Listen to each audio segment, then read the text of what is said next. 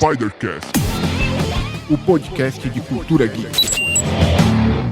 Saudações! Sejam bem-vindos a mais um episódio do Spidercast. Eu sou o jornalista Alfredo Carvalho e essa é a 100ª vez que estou fazendo essa introdução. Sim, hoje alcançamos a marca de 100 episódios, 100 entrevistas, 100 bate-papos. Diga como você quiser. Para algumas pessoas isso pode parecer pequeno, mas ao longo desses 100 programas, muita coisa aconteceu e foram inúmeros convidados e temas que foram destacados aqui no programa. Para comemorarmos essa data, eu chamei hoje aqui um convidado que participou do episódio de número 1, que confiou no projeto antes mesmo dele ter um nome, e hoje vem nos contar o que ele fez de lá para cá. Eu converso hoje com o quadrinista Igor Casanova, da Criativa Publicações. Tudo bem, velho? Ô, meu galo, tudo bom? Como é que tá aí? Opa, cara, tudo tranquilo aqui. Um grande prazer ter você de volta, né? Porque eu tenho certeza que não é apenas eu que estou comemorando uma conquista. Eu acho que você também teve conquistas nesse meio tempo para compartilhar com a gente também. Com certeza. Nossa, é um grande prazer estar aqui.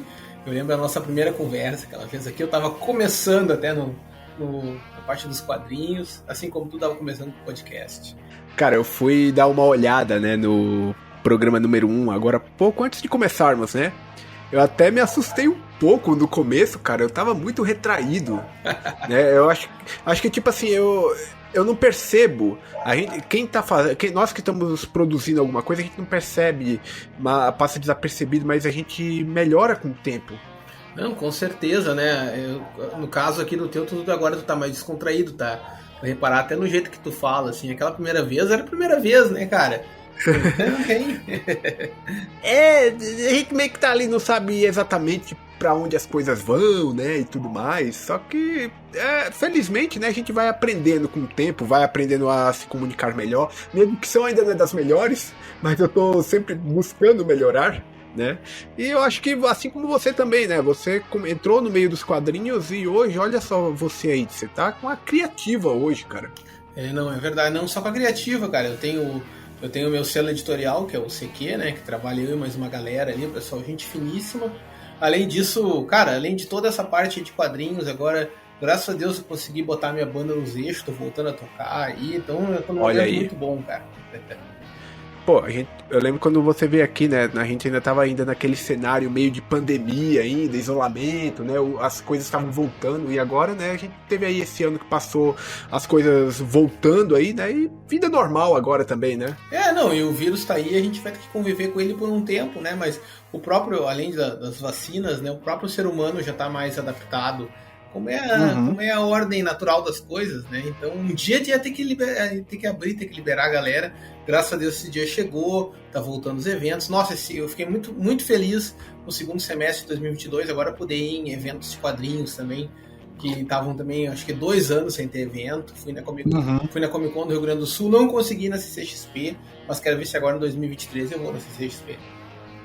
Eu imagino, cara. Ano passado eu tive o prazer de ir na Bienal do Livro e na BGS também, cara. Que estávamos aí há 2 anos sem esses eventos, aí foi muito bom voltar. Mas, cara, antes de mais nada, eu tenho uma novidade aqui pra contar também, que a partir de agora, do episódio 100, o Spidercast também contará com mais um canal pra quem deseja nos acompanhar. Porque agora também vamos estar no YouTube. Olha que legal. Oh, que massa! Gostei!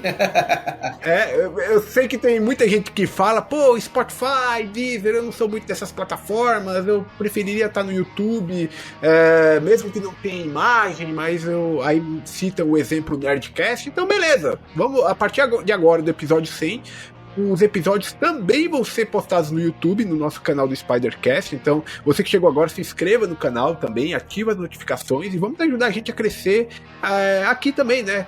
E, assim, eu também quero explicar que é o seguinte: quem gosta de acompanhar no Spotify e no Deezer, não tem problema, o programa continuará aqui também, tá? Continuará no Spotify, no Deezer. O YouTube, ele só veio para agregar. E assim, se você chegou agora no YouTube, eu peço pra você também ir lá no Spotify e no Deezer, porque todos os 99 primeiros episódios são exclusivos dessa plataforma. Eles só estão lá. Então aqui no YouTube a gente só vai postar do 100 pra frente. Ô, Fredo, me permite também acrescentar uma coisa aí pra galera. Eu sou assinante do YouTube Premium, né? E eu tenho o YouTube Music. Então, cara, Boa. Tudo que tá no YouTube, de vídeo mesmo, que seja só áudio, também tá no YouTube Music. Então quem tiver aí vai poder escutar o Spidercast no YouTube Music também. Isso é legal. Boa. Então, pra você que é assinante do YouTube, eu tenho certeza que poder acompanhar o Spidercast por lá vai ser muito mais confortável pra você. Não, com certeza, até porque não tem as propagandas, né? Como eu te falei, o YouTube Music, às vezes eu quero escutar alguma coisa, eu deixo no fone ali, rolando as músicas, os podcasts, que já tem podcasts lá, né? Até os podcasts que são aqueles videocasts mesmo, ou esses outros, tu pode escutar o áudio pelo YouTube Music.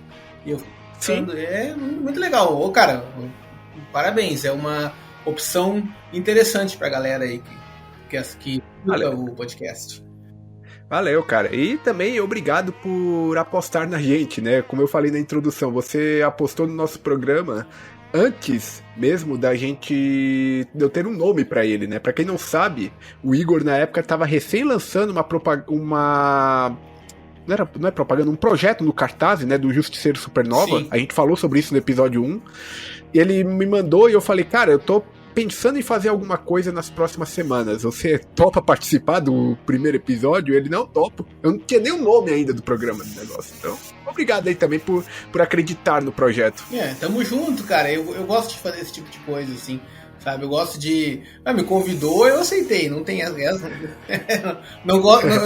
Raramente eu digo não por uma situação dessas, porque é legal. Eu conheci o teu trabalho no documentário, eu tinha conversado contigo, e eu sabia que tu era um cara massa e que ia ser um programa bem legal.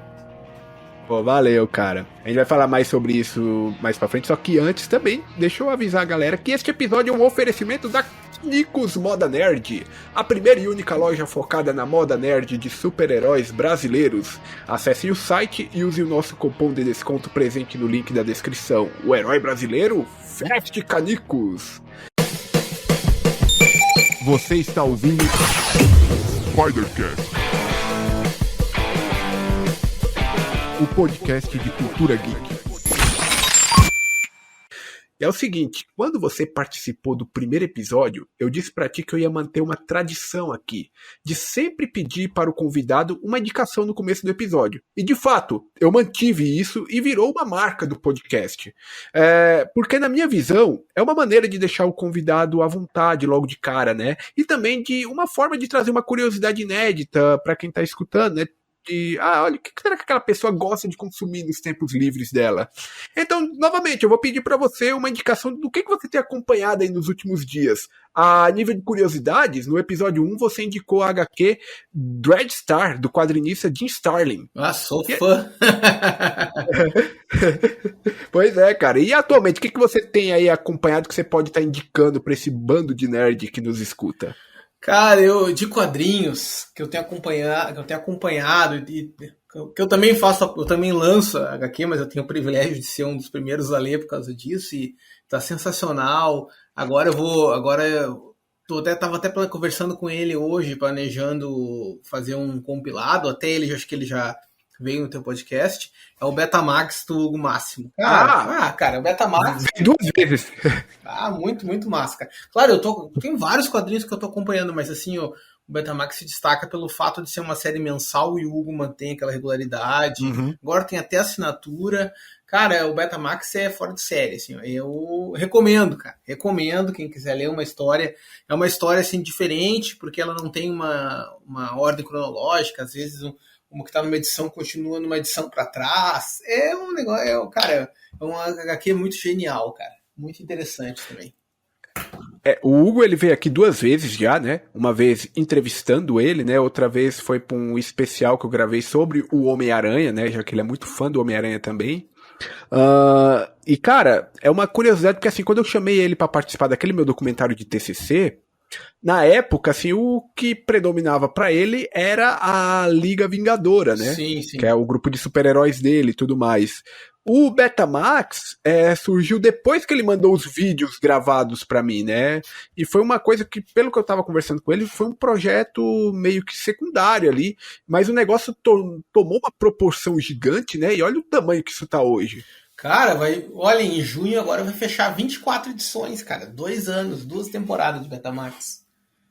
Pois é, cara, virou o protagonista do cara, por assim dizer, né? O principal projeto dele. Eu fico muito feliz, cara, porque o Hugo é um cara muito criativo, é um cara que merece também tudo que ele conquista aí. Não, com certeza, cara, com certeza. Claro que se eu pudesse, eu recomendava um monte de HQ aqui, mas por que eu recomendei o Betamax? Exatamente que o Betamax ele tem essa pegada aí de ser uma série mensal, tem até assinatura, que a galera das antigas, que nem eu, que compravam HQ todo mês na banca, acompanhava a história na sequência, sabe? O pessoal que tem esse histórico vai curtir pra caramba. Claro que eu gosto de ler graphic novel. Eu tava lendo esses dias aí a Brasiliana, uma heroína brasileira muito legal. Sociedade Sobrevivente, do Charles Hoffman, também é uma série.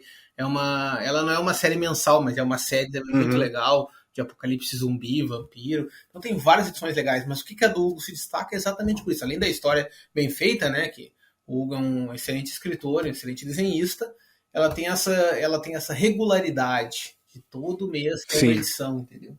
Tu não fica com saudade do personagem. Inclusive, né, eu já comentei isso numa live que eu participei com o Hugo, acho que você também estava nela. Foi uma ideia do Kitsune, da Canicos, né? E eu vou fazer o apelo aqui também, porque o segundo participante do Spider-Cast foi o Fabiano Silva, que é o Timerman. Né? Não sei se você conhece. Sim, não mas conheço de nome, nunca conversei, mas conheço de nome, de tudo. Conheço o personagem também.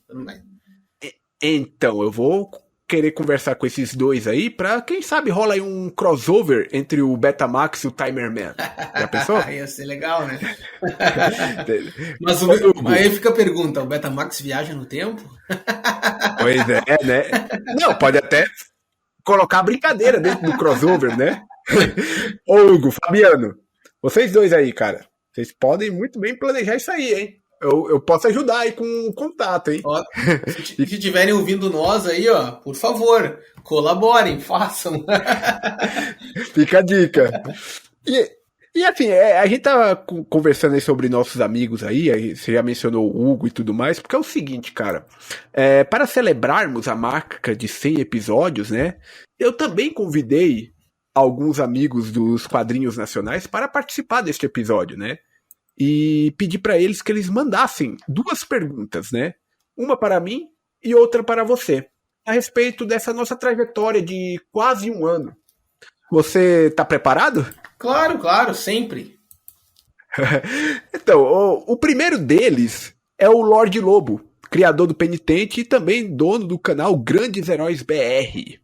Então ele tem aí 2 perguntas para nós e é contigo, Lobo. Salve pessoal, beleza? Aqui é Lorde Lobo do canal Grandes Heróis BR, criador do Penitente, entre outros personagens. Estou aqui hoje para dar os parabéns aí ao Alfredo pela 100ª edição do Spider-Cast. Muito bom esse espaço dado aos autores nacionais. E quero deixar aqui as minhas 2 perguntas. A primeira direcionada ao Igor, que eu gostaria que ele comentasse o seguinte: Igor, quando tu chegou no nosso meio, houve uma certa resistência, né? Foi te vendida a ideia de que os quadrinistas mais antigos eram um tanto fechados, que a gente não queria abrir espaço para novos talentos e tal. E hoje tu já está inserido no nosso meio, já faz parte do nosso cenário, uma figura indispensável no cenário dos quadrinistas brasileiros de super-heróis. Então eu gostaria que tu comentasse justamente essa situação e qual a dica que tu deixa para os novos, né, os quadrinistas novos que quiserem chegar também entre nós. E agora também deixo a segunda pergunta, então, para o próprio Alfredo, já que estamos chegando na 100ª edição hoje do Spider-Cast, perguntar para ele, né, quais são os desafios e os louros de se produzir um material cultural desse tipo. Um abraço a todos que estão nos ouvindo também. Abraços! Então, Lorde Lobo, né, um cara que eu tive o prazer de entrevistar também aqui no Spider-Cast, o episódio dele foi bem bacana. E começa contigo aí, cara, você responde dessa vez primeiro. Cara, não, é que, cara, resistência, essa resistência, esse. Eu não me vem a palavra correta assim na mente. No começo também, porque eu sou uma pessoa de. Eu tenho uma personalidade bastante forte, sabe? Então eu não gosto muito que eu tô entrando no meio ali, e na época eu não gostei, algumas pessoas. Havia algumas tretas entre alguns grupos, né? E realmente tinha pessoas que diziam: esse pessoal das antigas aí, eles não gostam de gente nova, eles vão te boicotar, eles vão fazer isso, fazer aquilo, sabe? E tá, no começo, cara, por causa de algumas conversas em grupos que eu senti um pouco disso, assim, eu achei que estava sendo boicotado e tudo. Realmente eu acreditei, realmente como é que eu vou dizer, acabei tendo mesmo até alguns atritos com alguns integrantes alguns quadrinistas, né? Como o Lobo, até que a do Lobo não foi tanto, mas eu tive, por exemplo, com o Adriano Sapão. O Sapão hoje é meu grande amigo. Então, sabe, coisas que acontecem. Mas, cara, o normal de uma divergência, o normal de ter alguma coisa desse jeito é se resolver, né? Então, naquela época aconteceu essas confusões aí, até tive uma confusão também com o Rodrigo Pier, né? Que também já passou. Quando aconteceu essas situações, né? Depois de um tempo, a gente acabou conversando, todas essas pessoas que acabaram tendo esses atritos, aí a gente acabou se acertando. Porque, cara, o importante é tu não ser orgulhoso, né? Tu não achar que é o dono da verdade. Às vezes tu pode estar certo, às vezes tu pode estar errado. Então é bom tu olhar os dois lados da situação. E eu aprendi, cara, que a galera, o pessoal dos quadrinhos, ao contrário do que diziam pra mim na época, são um povo bem receptivo. Inclusive aconselham, inclusive eles orientam. Claro, há pessoas com personalidade forte também, há pessoas com opiniões fortes. O Lobo mesmo é uma pessoa que, se ele não gosta do teu quadrinho, ele vai falar pra ti, ele vai dizer, cara, isso e aquilo. Só que tem gente que não tá preparado pra isso, né, cara? Um outro exemplo, eu tenho também um outro exemplo, um quadrinista aí, o Carlos Henry, também meu amigo. O Carlos Henry também é um cara de personalidade forte. Ele vai dizer, não gosto disso, cara, essa arte não tá legal, não sei o quê. Só que tu tem que saber filtrar. Tu tem que saber, dizer, o cara tá fazendo isso pra mim porque o cara quer me ferrar ou ele quer me ajudar? Ou é a opinião dele também, né? Ninguém é obrigado a gostar de tudo, elogiar tudo. Eu acho que essas questões que levam a essas confusões, o pessoal acaba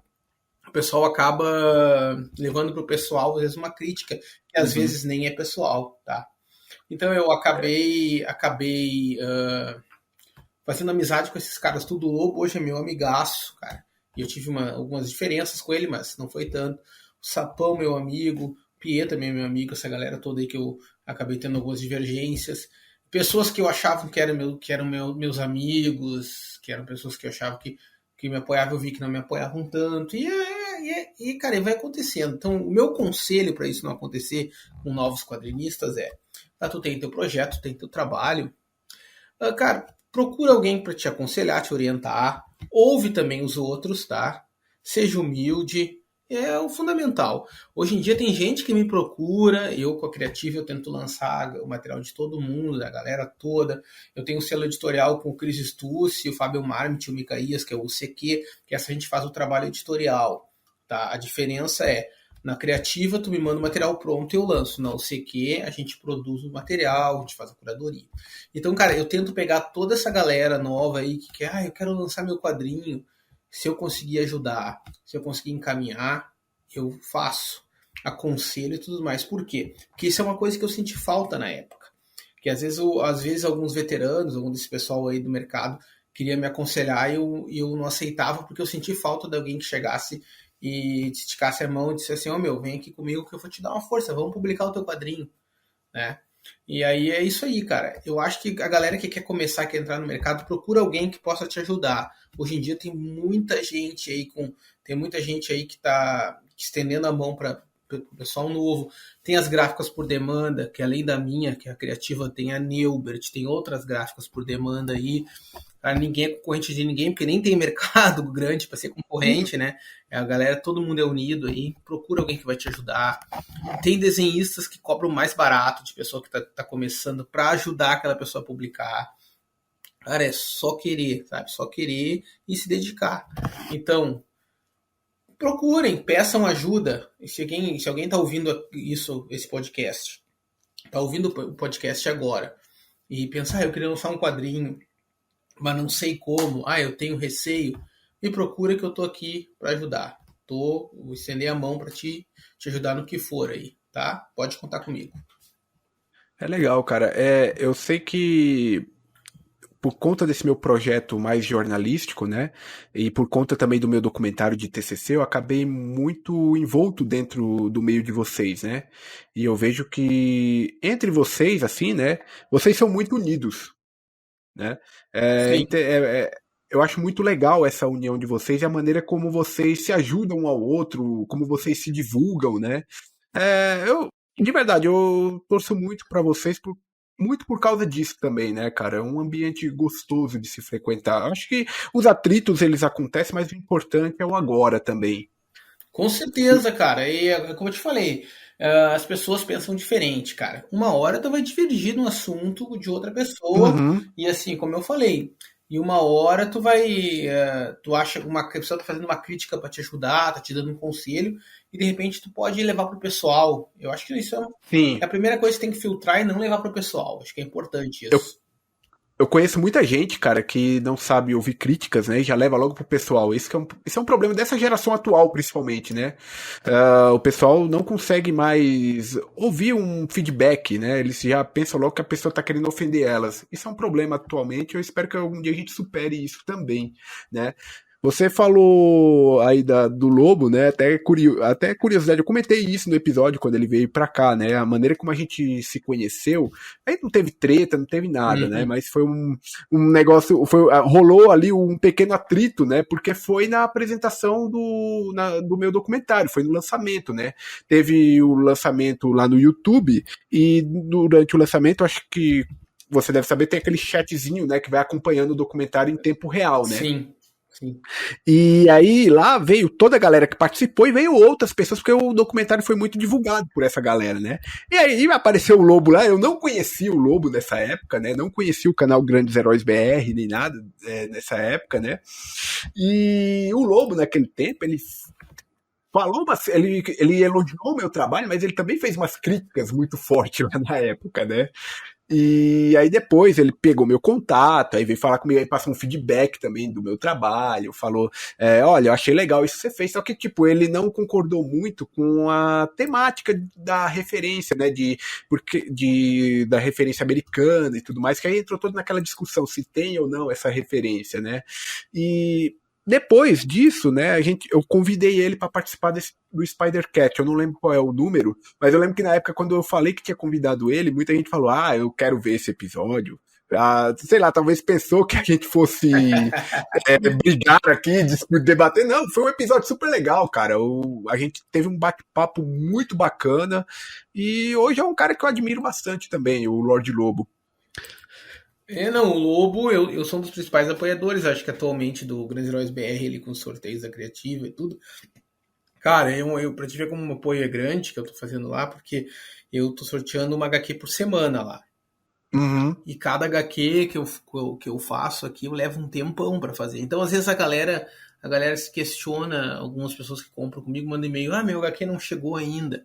Mas assim, cara, todas as HQs que eu faço aqui são artesanais, entendeu? E levam tempo. Uhum. Então, eu pra te ver, são 4 HQs por mês que eu faço, que eu sorteio lá com ele, que me dão um trabalho pra caramba pra fazer, mas eu acredito no material dele, já apoiei ele de outras formas e tudo. Eu acho que é um trabalho muito válido. E ele com essa questão dos personagens americanos, ele é chato com isso, sim. Uhum.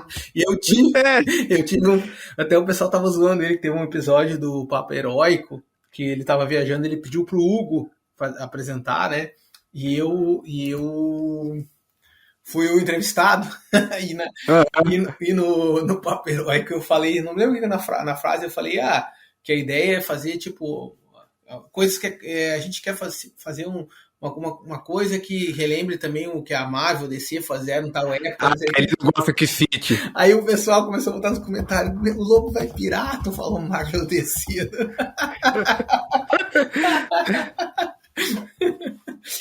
Ele deixa claro que ele gosta dessas editoras, só que ele, por uma questão de linha editorial, ele não quer que cite o nome dessas editoras, porque, enfim, elas são já grandes editoras, né? Então ele quer divulgar apenas as editoras brasileiras. Eu entendo esse lado dele. Não, tá certo. É que É que é difícil, às vezes, tu tá tentando apresentar um trabalho, como na época eu tava apresentando a editora UCQ, né? E a gente queria fazer uma pegada tipo a Image, assim, no sentido não que nem a Image no início, que era um monte de artista com aquelas histórias com pose de batalha, mas no sentido que a Image, depois que o Kirkman assumiu, do criador do Walking Dead, eles investiram muito no mercado independente, sabe? Dava oportunidade a gente que... Então, na verdade, acho que eu até citei, foi isso, quando que eu citei, se eu não me engano, que foi... Eu não lembro se foi a ideia, é que eu tinha dito que tem editoras aí que se dizem que são a Marvel brasileira, não sei o que, a gente queria ser Image brasileira, acho que foi alguma coisa assim. Mas o pessoal no comentário lá no chat, vai enlouquecendo, né? Faz parte, cara, faz parte. Bom, deixa eu agora também responder a pergunta do Lobo, né? Ele me fez aí uma pergunta sobre os desafios de produzir esse tipo de material aqui para a internet também, né? Esse material voltado para a cultura pop, né? E é o seguinte, cara, eu gosto de dizer que tem dois grandes desafios, em especial para o podcast. O primeiro deles é que, tirando a ajuda que eu tenho do meu amigo Gustavo Adorni, né, que fez com todas as artes que eu uso para a agenda da semana, divulgação, né, o logo do Spidercast também foi feito por ele. Tirando essa ajuda, basicamente o resto é tudo eu que faço. Né? Sou eu que gravo as entrevistas, sou eu que edito, sou eu que posto, sou eu que corro atrás do entrevistado para marcar uma data para ele poder vir no programa, enfim, sou eu que faço todo esse trâmite aí, né? E isso, levando em conta que o Spidercast não é um trabalho ainda remunerado, né? Então eu faço ele paralelo a outros trabalhos que eu preciso fazer para poder pagar minhas contas, né? Acaba sendo um desafio porque eu faço porque eu gosto, porque é um projeto que eu realmente acredito nele, né? Mas que às vezes também, né, acaba me esgotando um pouco fisicamente. Esse é o primeiro desafio, você saber equilibrar isso, né? O segundo desafio tá mais na questão de fazer as pessoas de fato acreditarem no projeto, sabe? Sim. Porque um podcast de entrevista como esse, né? Ele não depende apenas de mim. Eu preciso ter o convidado, né? Então eu também estou à mercê de outras pessoas. E cada pessoa, obviamente, tem o seu direito de aceitar ou não participar do programa. Isso aí não é obrigação de ninguém. Por isso que eu sou muito grato a todo mundo que aceitou participar aqui do programa. Mas assim, a gente passa por muita, digamos, humilhação entre muitas aspas, né? Para poder chegar a determinados entrevistados, né? Poucos respondem a gente manda mensagem que é muito ignorado. Com todo respeito aos meus colegas de trabalho, assessores de imprensa, que também são jornalistas e que eu tenho uma relação ótima com muitos deles, mas eu já tive também algumas experiências não tão agradáveis com alguns outros, né? Que desmerecem o programa, e também tem a questão daqueles que levam tudo mais pro lado do business, né? Então, você quer chamar uma pessoa para ser entrevistada, a primeira coisa que um assessor de imprensa ou o cara que, sei lá, cuida de toda a agenda dele vai perguntar para você, tá, quantos acessos você faz por mês? Ou qual que é a relevância do seu programa? E, putz, a gente tá começando o projeto agora, né, cara? Então a gente realmente não tem esse valor que agregue para essas pessoas. Então a gente é descartado facilmente, né? Já tive casos que eu já até comentei aqui de chamar pessoas para o programa e a pessoa ser extremamente mal educada também, né? Tipo, falar, teve um cara que falou, eu tô cansado de jornalista, porque é tudo um bando sem criatividade, né? Eu recebi eu cito esse exemplo muitas vezes, porque realmente eu recebi essa resposta da pessoa. Eu peguei um certo nojo dessa pessoa que hoje, se ela chegasse para mim e falasse que queria vir no programa, eu não quero mais. Né? E então, assim, tem todo esse lado, né? Tanto a questão, né, de que sou eu que meio que faço tudo aqui, né? E também a questão de você chegar ao entrevistado e fazer as pessoas acreditarem, né, no seu projeto, né? E, de novo, reforço aqui, sou grato a todos os que já vieram aqui, porque quem já veio aqui foram pessoas que acreditaram no potencial do projeto, né? Acreditaram que aqui é um espaço que realmente quer falar de cultura pop de uma maneira leve, de uma maneira divertida. Então eu acho que é isso. Eu acho que a pergunta do Lobo fica respondida dessa maneira. Olha, da minha parte, perfeito. Adorei a tua resposta. É isso aí, cara. Tem toda a razão. Você está ouvindo Spidercast, o podcast de cultura geek. Temos um próximo convidado aqui, né? Que também mandou uma pergunta que a gente já falou dele aqui agora há pouco, né? Que é o Hugo Máximo. Né? Obviamente ele iria participar aqui, grande Hugo Máximo. Vamos lá, Hugo, é contigo. Olá pessoal, Hugo Máximo, quadrinista, criador do Betamax e da Liga Vingadora. Eu estou aqui para parabenizar o Alfredo pelo programa de número 100 do Spidercast. Muito feliz por essa marca, parabéns mesmo, você merece, um trabalho incrível. E vou deixar aqui uma pergunta então, que pode ser respondida tanto pelo Igor, que está aí então comemorando esse episódio de número 100, foi aí o primeiro a participar, e pode ser respondida também pelo Alfredo, né? Um cheque de realidade, né? Um reality check. Então, como é que quando começou e como está agora? Como é que vocês veem? Quando vocês montaram lá o primeiro momento do projeto e como está hoje, né? Qual é a visão dessa trajetória? Valeu? Grande abraço a todos. Ô, meu amigo, agora eu vou deixar tu responder primeiro. A gente monta um projeto, né, logo no começo, e ele sempre vem. Eu não sei quanto a você, mas sempre que eu vou começar alguma coisa, eu sempre começo com certas dúvidas, né? Será que isso vai para frente? Será que isso aqui realmente é só esse momento aqui? Ou será que isso vai ser uma coisa que eu vou estar seguindo adiante, né? E a gente tá chegando aqui no episódio número 100, com quase um ano que esse podcast foi lançado, né? Então, assim, ele pergunta para mim como é que é quando começou e como é que tá agora, né? Eu até comentei isso no começo. Quando começou, eu tinha uma ideia muito básica do que eu queria. E eu acho que, de certa maneira, eu tô conseguindo cumprir essa proposta. Que eu queria fazer um programa que falasse somente de entretenimento, né? Sem abordar questões polêmicas. Eu não queria falar de política aqui, não queria falar de economia, não queria falar de assuntos polêmicos só para gerar repercussão. E eu acho que até o momento isso é uma coisa que eu tenho conseguido. Eu sou muito orgulhoso de mim mesmo por ter conseguido isso, né? Eu já consegui trazer, inclusive, pessoas aqui que são pessoas que nas redes sociais deram uma opinião que não foi muito bem aceita por um certo grupo, e elas conseguiram vir aqui no programa e a gente conseguiu conversar numa boa, sem ter também a interferência de outras pessoas reclamando também. Eu acho que isso é um ponto muito interessante. Eu acho, né, o que eu planejo, né, é continuar seguindo esse caminho.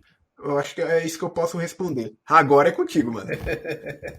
Cara, quando eu comecei, Quando eu comecei, a minha ideia era lançar um quadrinho, cara. Eu já tinha tido uma experiência de escrever alguns roteiros ali, quando eu trabalhei, eu fiz uma tentativa ali de lançar uns quadrinhos com a Spitter Dragon, né, editora do Alexandre Pauli.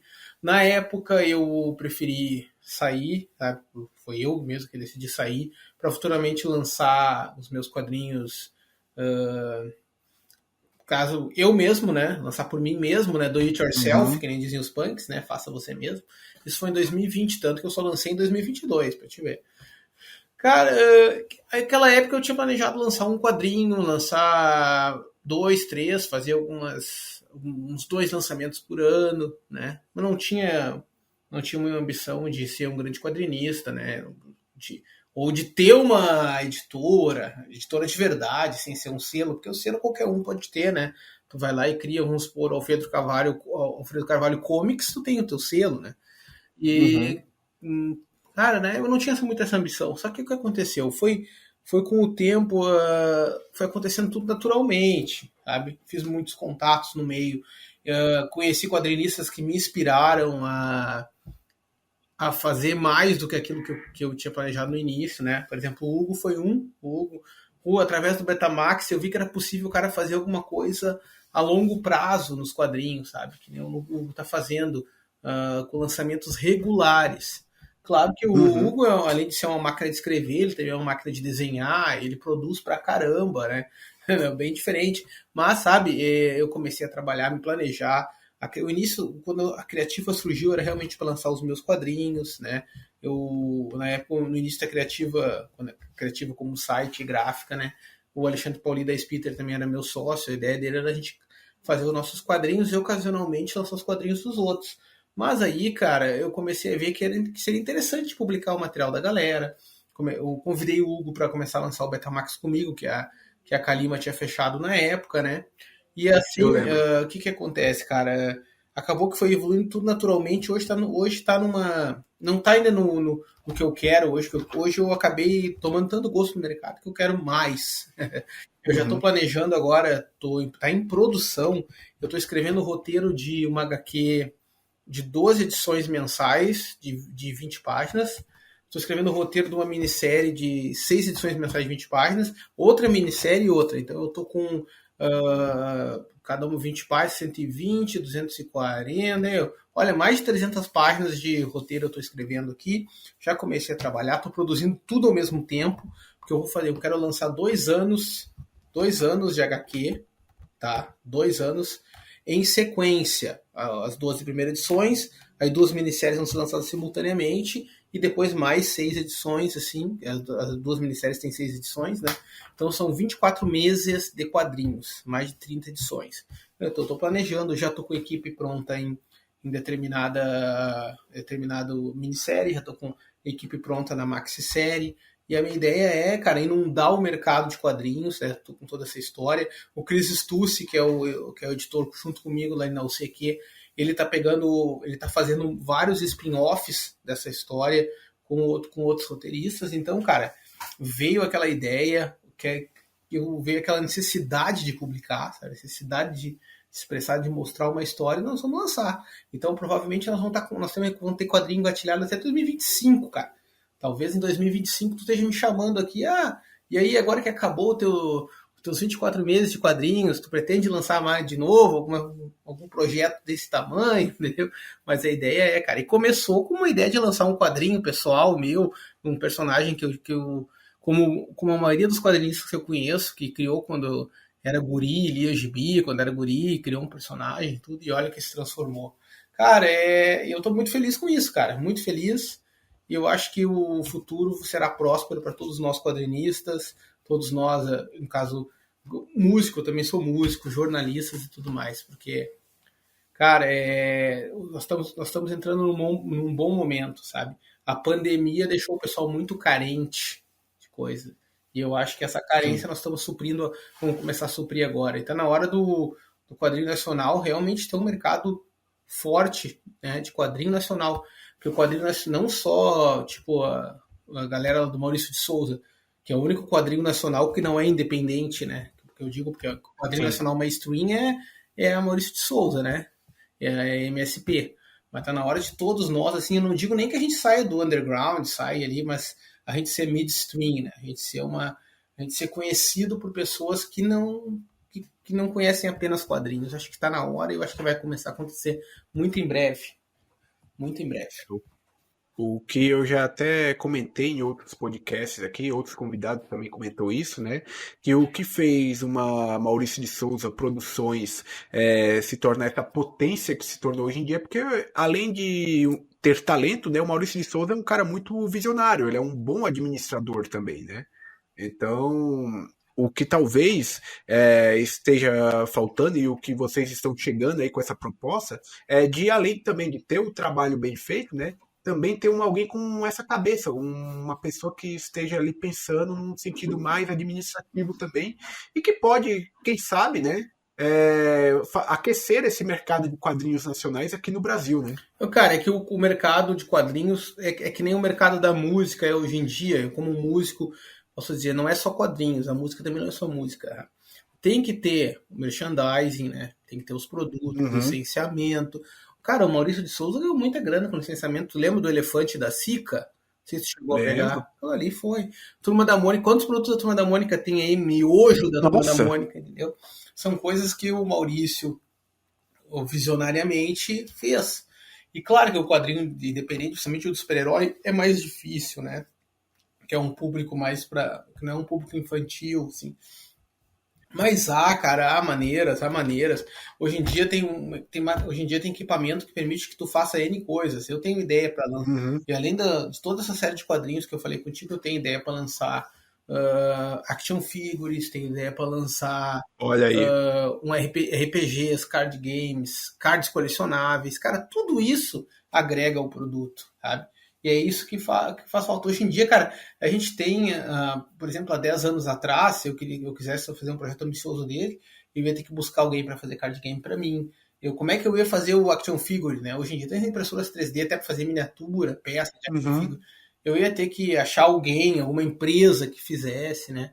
Hoje em dia não, cara. Hoje em dia quase tudo é do it yourself. Eu, aqui no meu escritório, aqui onde eu tô gravando esse podcast aqui contigo, além de quadrinhos, eu consigo fazer cards, consigo fazer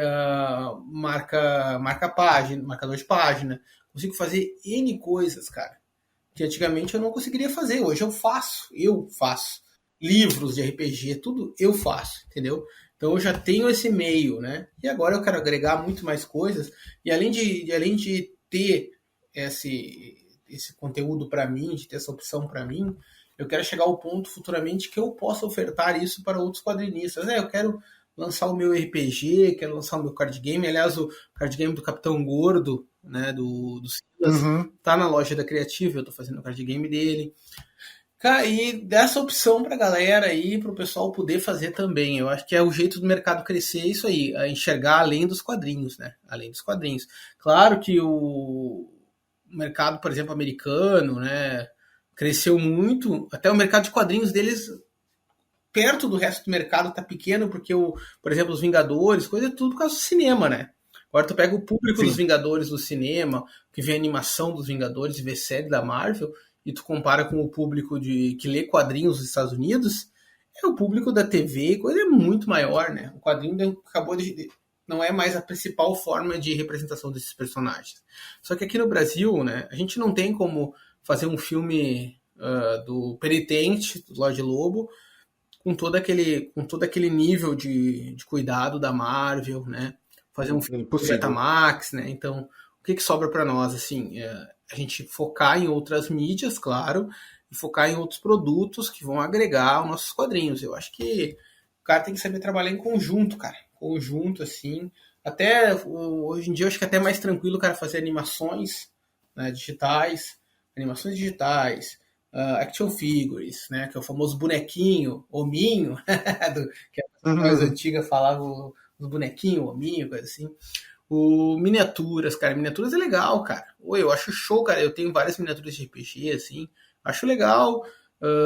Cara, eu já vi uns malucos que fazem bustos de heróis, sabe? Aqueles bustos, assim, pra botar. Por exemplo, busto de um personagem. Acho que é isso aí, cara. A galera que é criativa aí, o pessoal que tem a criatividade, e tem muita gente criativa hoje no nosso meio, vai começar a achar esses meios, né? E o resultado vai ser, assim, a criação de um mercado bem mais aquecido. Não digo que vai ser comparado ao mercado americano, que eles já são mercado desde os anos 30, né? Mas a gente está engatinhando ainda. Mas eu acho que vai sim, cara. E o quadrinho nacional é isso aí, precisa de leitores, né? Precisa de leitores, consumidores. Eu acho que uma coisa interessante também é a galera tentar estimular o pessoal mais novo, a gurizada, a criançada, Sim. a ler quadrinhos. E tem vários projetos aí que eu já vi amigos quadrinistas ali, até do Cineverso, que foram fazer projetos na escola. Esse também vai ser o que vai formar o quadrinista do futuro, né? O mangá continua muito forte aqui no Brasil, né? Tem muita gente que está fazendo quadrinhos de super-herói, mas com aquela pegada mangá. Cara, então nós temos futuro. O futuro será promissor. Muito bom, incentivar a leitura, né, também, né, porque isso aí eu já falei várias vezes aqui nesse podcast, né, a escola, ela tem um método de incentivar a leitura que é o mesmo há anos e anos, né, eu acho que buscar fazer com que aquele jovem pegue gosto pela leitura através de uma coisa que ele possa gostar, possa trazer um resultado muito melhor do que o que a gente tem visto aí nos últimos anos, né, e só para complementar também a resposta do Hugo, né? Eu penso que também é o seguinte, eu acho que você também vai concordar comigo, a gente faz um planejamento para alguma coisa e a gente tem uma perspectiva do que aquilo pode se tornar ou não. Só que a gente também tem surpresas no meio do caminho e coisas que a gente acaba improvisando também, que a gente não imaginava quando a gente começou, né? Eu, por exemplo, quando eu comecei esse programa, eu não pensei que naquele mesmo ano eu iria, pelo programa, fazer cobertura de eventos, sendo credenciado, né, por grandes empresas como uma BGS da vida, uma Bienal do Livro da Vida, ou também o Ave Fênix Geek Show, que é um evento do Leonardo Camilo, dublador do Wiki de Fênix, né, que todos eles me credenciaram pelo Spidercast, né. Então você tem um planejamento, mas ao mesmo tempo, né, surge sempre coisas novas e que você precisa, naquele momento, improvisar. Eu acho que é isso, né? Você cria algo, mas você também tem que estar pronto para sair um pouco daquele planejamento quando for preciso. A gente tem aqui outra pergunta, agora do nosso querido Silas. O Capitão Gordinho na área. Capitão Gordo. Você acabou de citar o card game dele, então vamos deixar o homem falar, porque ele mandou aqui quase um outro podcast aqui pra gente. Mas vamos lá. Olá, você que está escutando o Spidercast. Aqui é o Silas, eu sou quadrinista e sou o criador do Capitão Gordo e das Tirinhas Infernais. Queria parabenizar o Alf pela 100ª edição do Spidercast e fazer aqui duas perguntas, uma para o Igor e outra para o Alfredo Carvalho.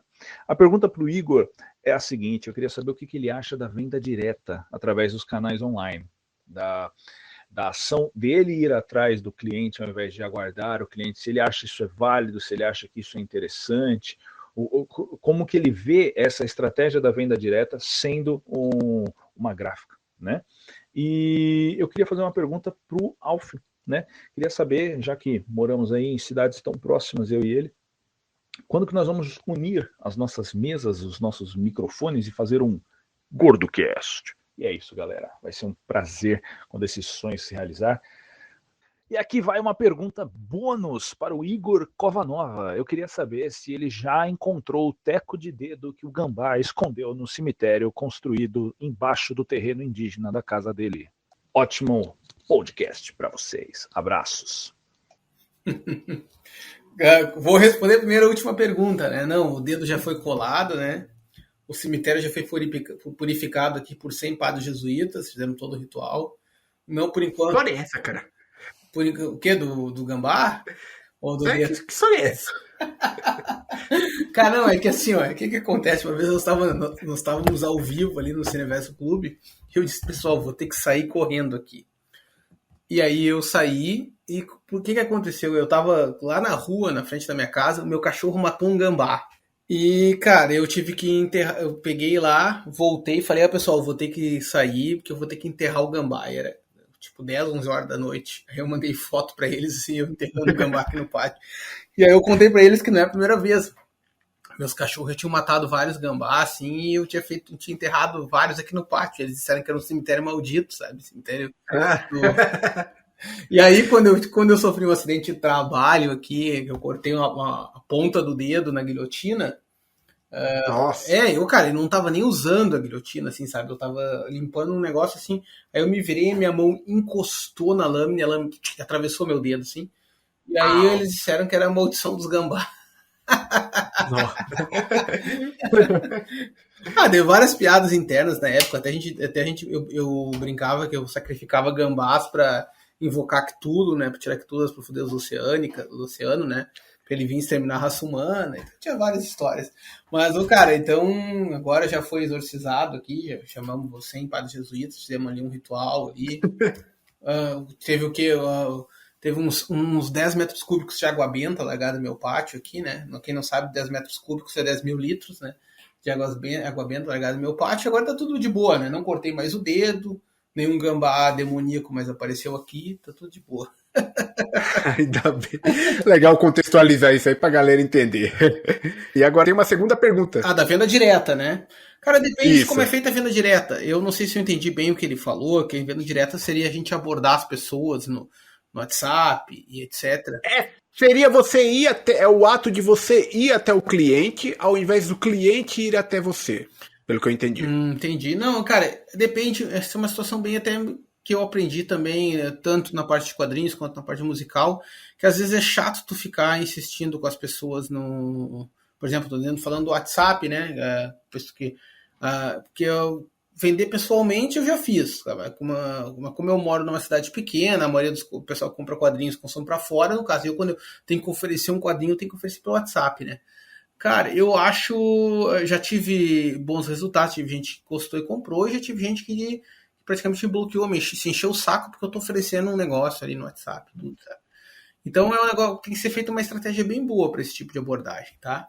O que é válido, se tu tem algum recurso, é tu fazer uma postagem numa rede social, como o Instagram, por exemplo, que tem um bom...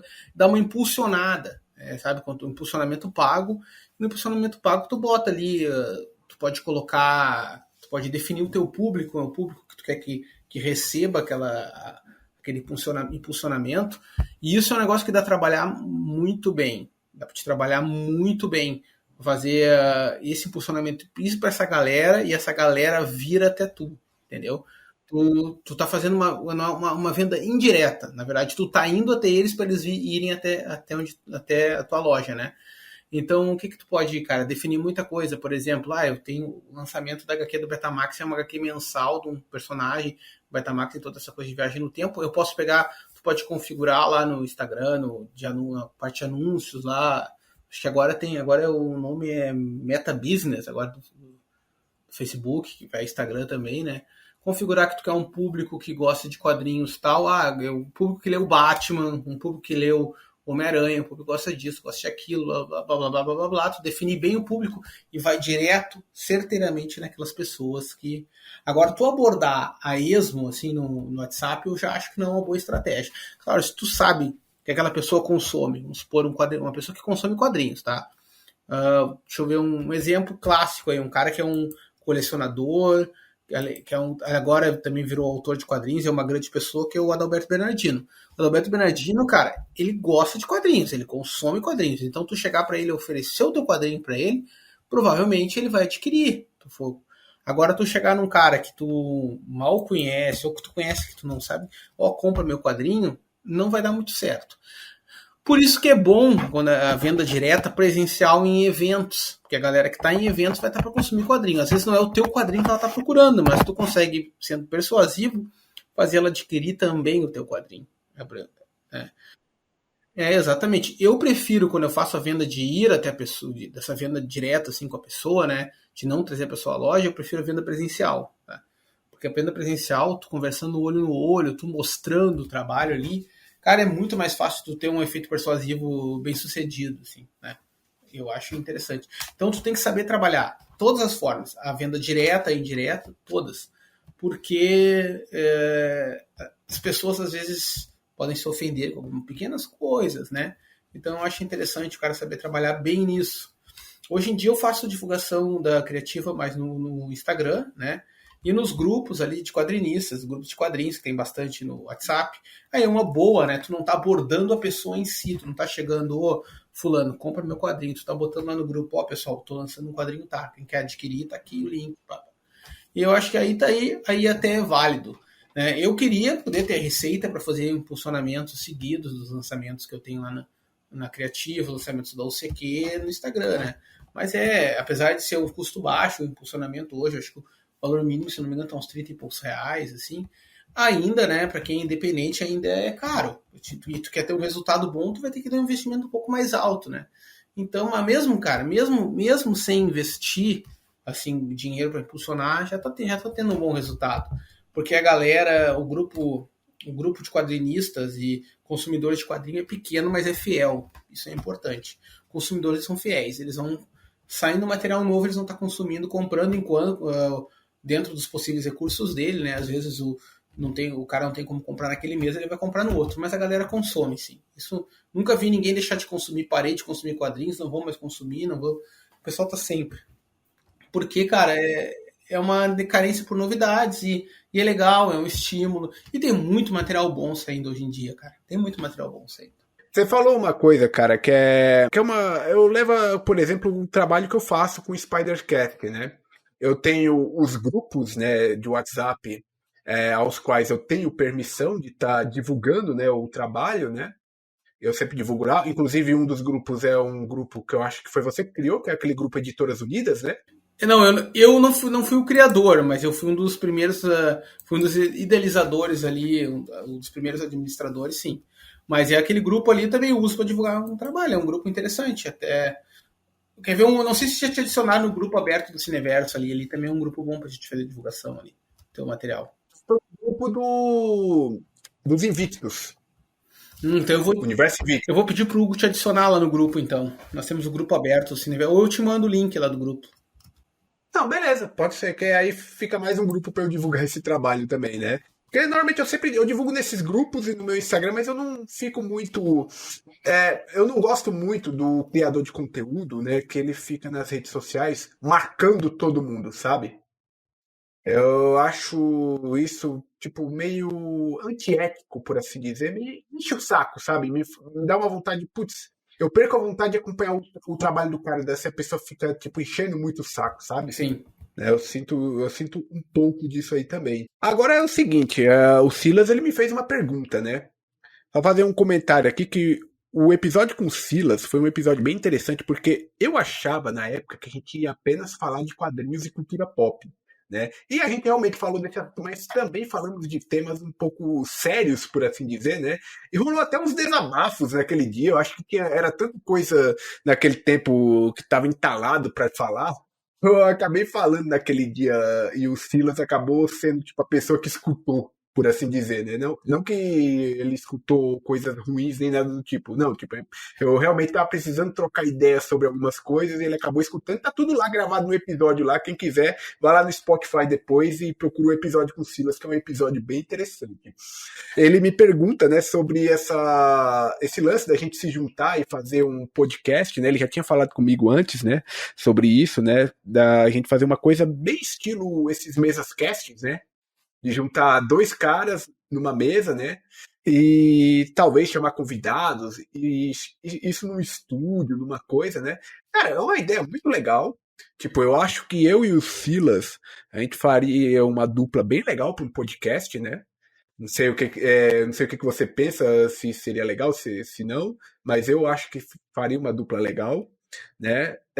Só é preciso combinar uma logística interessante para isso, né? Que caiba tanto para mim como para ele, né? E claro, né?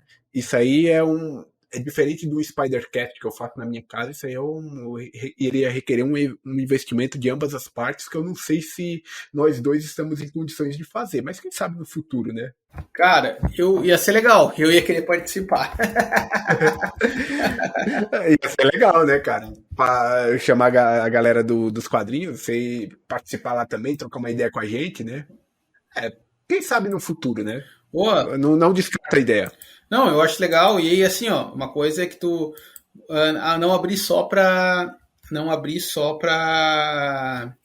No caso, quadrinistas, né? Não sei que tu precisa pretender abrir outras coisas. Porque pode, de repente, chamar o pessoal da minha banda pra trocar bater um papo aí que a galera gosta. Não, e aproveita aqui e até faço convite, né? Porque você sabe que aqui eu não abordo só quadrinistas também, né?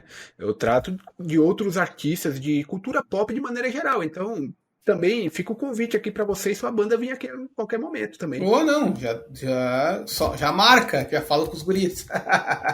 Demorou, vamos marcar. E vamos marcar mesmo, tá? Não tô falando isso. Não, eu sei. Cara, eu adoro fazer esse tipo de coisa, assim, cara. Então, converso com os guris, aí tu vê quantos participantes podem participar e a gente faz, hein? São quantos integrantes a banda? 5. 5? Dá pra gente pensar no bem bolado aí. Claro. Você está ouvindo Spider-Cast, o podcast de cultura geek.